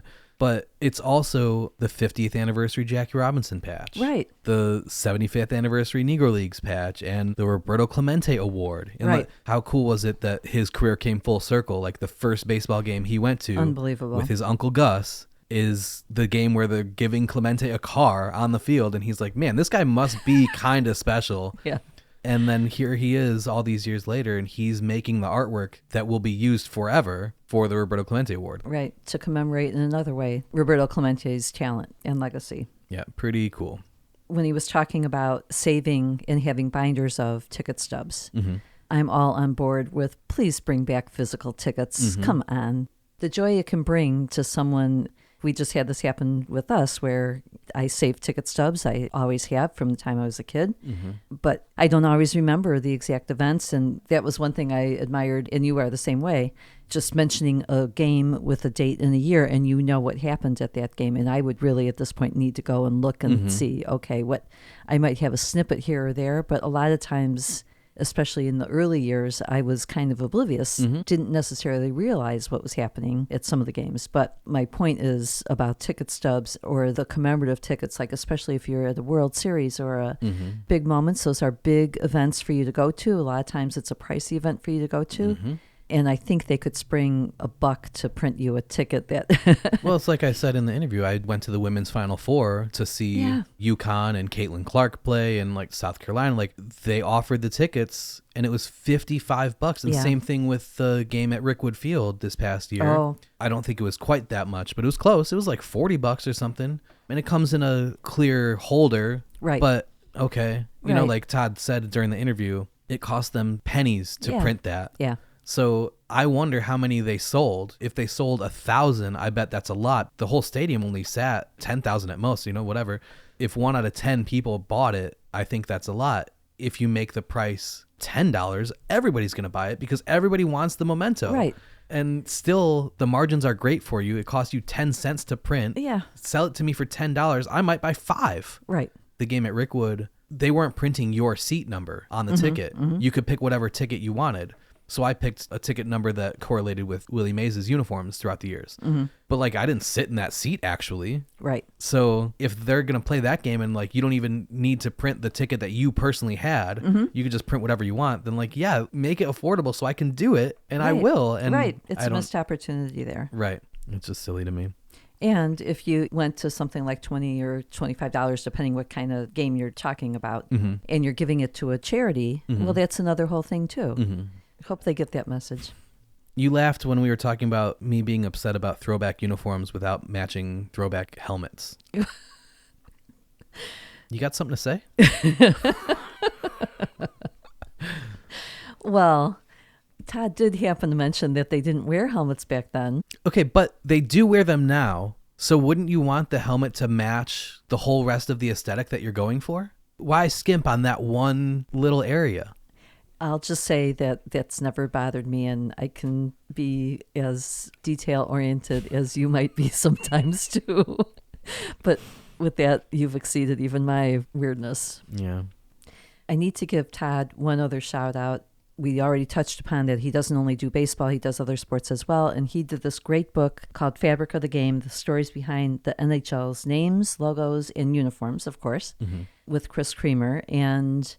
I love this book. I'm lucky enough to own it and lucky enough to have it autographed. And for a hockey fan, which I am even more so than a baseball fan, it's so interesting to read the history and just see the evolution of how society goes, how culture goes, and how a city's mindset goes to evolve throughout the history of a team, whether the team stays in the city, where it goes, whatever, how wacky some of the owners might get. Just fascinating. Loved it. You can't just open it up and set it aside. You open it up and now you're in it. Yeah, Chris Creamer runs sportslogos.net. So he's been all about logos and logo evolutions from franchises across all sports. He's starting to get into college sports and adding that to the database. His website is seriously, in the time that I have used the internet, probably one of my 10 most visited websites on the internet. It's something that I use all the time, whether it's for research or just to learn stuff. Like, it's incredible. I mean, he's got primary logos, secondary logos, word marks, year by year. It's just incredible. I've used that resource so many times. And Todd's other book, Winning Ugly, which we talked about in the interview, is something that we're going to give away on this episode. So that's a good one too. Yeah. Oh man, if you were alive during some of those years, you just want to put your hands over your eyes and go, what were they even thinking? Yep. But like we also talked about in the interview, in some instances, those uniforms become fan favorites years later, you know, and they become nostalgic, where like at the time people didn't love necessarily the California Angels, or I think they were the Anaheim Angels, when Disney bought the team and redid their uniforms with the angel wings, and they were kind of like laughed off the field. And now here we are 30 years later and people are clamoring for them to go back to that, maybe not full time, but like wear that as a throwback. And at the time people hated that uniform. Right. Same thing with like the Diamondbacks. The teal and purple came and everyone's like, it just doesn't look like a Major League Baseball team. And now people are like, that might be the prettiest uniform in baseball if they wore it again. And it's like, I don't know if I'd go that far, but like there's just something about the cyclical nature of fashion. I mean, who would have thought the bell bottoms would have gone back in style in the early 2000s or late 90s, and then they fell back out of style, and now it looks like they're coming back again. Right. It's just these silly things. Like I said, fashion is cyclical, and same thing with these logos and uniforms. And some of those, back in the 70s, some of the baseball uniforms were so crazy and outrageous, you'll never forget them. I don't even remember what years they were, but if you say a team name that had them, I'm like, that's the image I have in my head. I couldn't necessarily tell you what their current uniform looks like, but I'm never going to forget what they walked out on the field wearing decades ago. The Tequila Sunrise Houston Astros uniforms that are so famous. Same thing. Like at a certain point, people were like, this is the ugliest uniform in all of sports. And now the pendulum has swung the other way, where people consider it maybe one of the prettiest uniforms. Like, again, I don't necessarily think I'd go that far, but there is something special about it. You know, it is unique. It's something that now high school teams ape that kind of style. And in the Winning Ugly book, Todd talks about the Chicago White Sox teams that wore shorts. How when people think of that, they're like, I can't believe they wore that for a couple seasons or a full season. Like they wore it for, I think, 3 games total. But it was such a crazy departure from what had been the norm. Oh, they were horrible. They were so horrible. And thank you for bringing it up. I overlooked it because I wrote that down. I had that image in my head and I'm thinking, there's just nothing about that was good. There was nothing about that was good. And I love uniforms. I think I kind of am team long pants. You know, when you were saying socks and stirrups versus long pants, I do like the look of long pants. Yeah. Todd said during the interview, everybody's got an opinion. Thanks. No, but kind of to bring this conversation all full circle, those shorts would make for an interesting City Connect jersey for the White Sox because that is like a 16-inch softball kind of style, right? Like, isn't that what people were wearing in the 70s? Yeah, Grand Park softball leagues were huge. Yes, hundreds, thousands. I don't even know how many players they had. I mean, it was unbelievable. Definitely thousands, yeah. And everyone walking around the work week with smashed fingers, yes, and broken fingers, yes. Were they wearing shorts? Yeah, they would wear shorts. Yeah.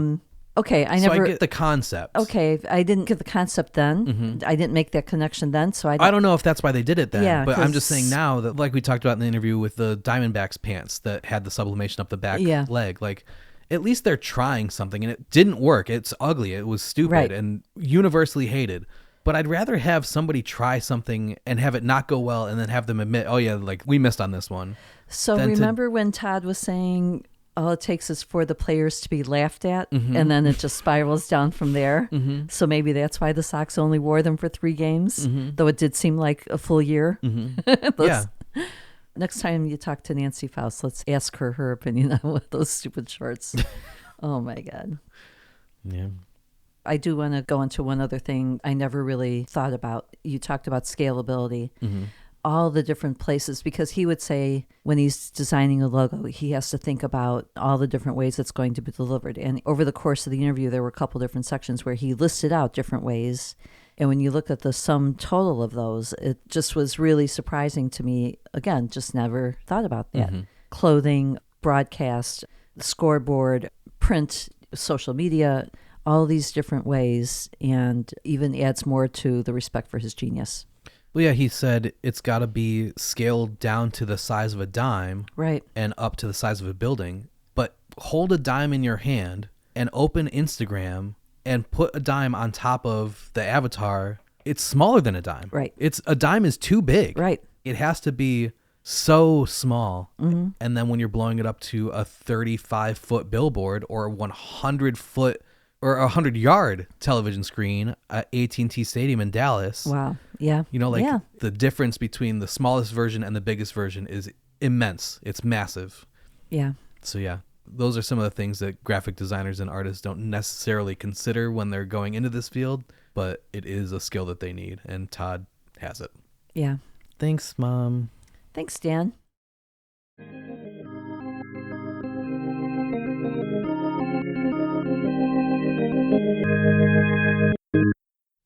Okay, so that's it. In the introduction of this episode, I mentioned how there are a handful of ways for you to follow the podcast online. In addition to liking, subscribing, and giving My Baseball History a 5-star rating on your favorite podcast app, Please make sure you're also following us on Facebook, Twitter, and Instagram, where we are at Shoeless Podcast on each platform. By following us there, you'll get some bonus content throughout the month, and you'll be able to interact with us to let us know what you think of the show. You can also sign up for Clearing the Bases, our email newsletter, by heading to shoelesspodcast.substack.com. We publish 2 newsletters a month, which allow us to talk about lots of things we don't normally talk about on the show. I'll use that space to talk about the podcast, of course, but I'll also use it to write about baseball road trips I go on, to publish research I do, and to speak on current events in baseball, all of which are things I don't really do in episodes of My Baseball History. We'll also have giveaway contests that are exclusively for our newsletter subscribers, giving you even more chances to win some cool stuff. Look for a new issue to be published on the second Friday and the fourth Friday of every month. If you have questions about the podcast or research you'd like to contribute to a future newsletter, submit something through the contact form on our website or email us at shoelesspodcast@gmail.com.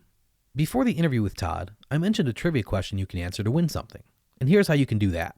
First, make sure you're following us on Twitter at shoelesspodcast. Then, find the pinned tweet at the top of our profile with the link to the Todd Radom episode, which asks this episode's trivia question. The answer to the trivia question was somewhere in this episode you just finished listening to.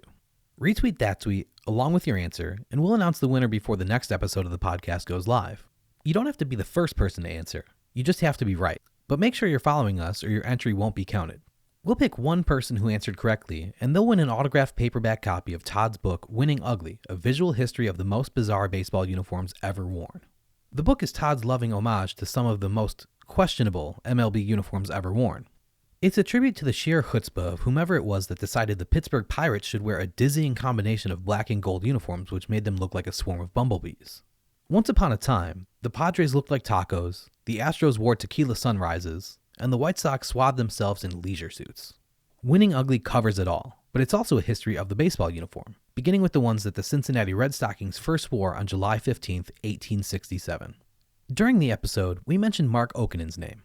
Before Todd became one of the world's leading historians and experts on baseball uniform designs and logos, Mark Okinen exhaustively cataloged Major League uniforms dating back to 1900. Marcus Okinen was born in Muskegon, Michigan on July 21, 1933. After graduating from high school, he worked in the local Continental Motors factory. He entered the Army in 1953 and served in Korea and Japan during and after the Korean War. Following his discharge, he returned to Continental Motors as a draftsman and began his career as an artist. He received a bachelor's degree from the University of Michigan Dearborn in 1970. He worked as a commercial artist, but he was a lifelong baseball fan, particularly of the Detroit Tigers. In 1984, Mark was watching the movie The Natural, starring Robert Redford as Roy Hobbs, when he spotted what he thought were flaws in the uniforms of the opponents of the fictional New York Knights in the film. Mark noticed that the uniforms of the Pittsburgh Pirates and the Chicago Cubs were not precise replicas of the originals from 1939 when the movie takes place. He figured, given how thoroughly documented baseball's history had always been, that accurate details would not have been too difficult to uncover for the production crew so they could have made perfect replicas for the on-screen wardrobe. But to Mark's surprise, he couldn't find a single volume containing images of historic uniforms, so he set out to fill that void. He spent the next 5 years poring through books, microfilms, and archives, including those at the Library of Congress and the Baseball Hall of Fame. His goal was to find images of every home and road uniform worn by all major league teams starting in 1900. His research turned into a groundbreaking book, Baseball Uniforms of the 20th Century, the official Major League Baseball guide. But his mission was more than just finding and drawing the uniforms and hats for every team exactly as he saw them depicted in old photos. Okinen also had to figure out the precise colors of those early 20th century uniforms, a task made considerably more difficult by the lack of color photography from those years. The shade of blue that the Cleveland Naps wore was slightly different from the shade of blue that his Tigers wore, for example. Some years, a team would wear different socks at home and on the road, or wear a special patch on their sleeve, or wear an armband to remember a fallen teammate. Or in the case of the 1917 Chicago White Sox, a team might have worn an entirely new uniform set for the World Series that they had never worn before. Okinen's research covered all of those minor changes, year by year, for every team in the American and National Leagues.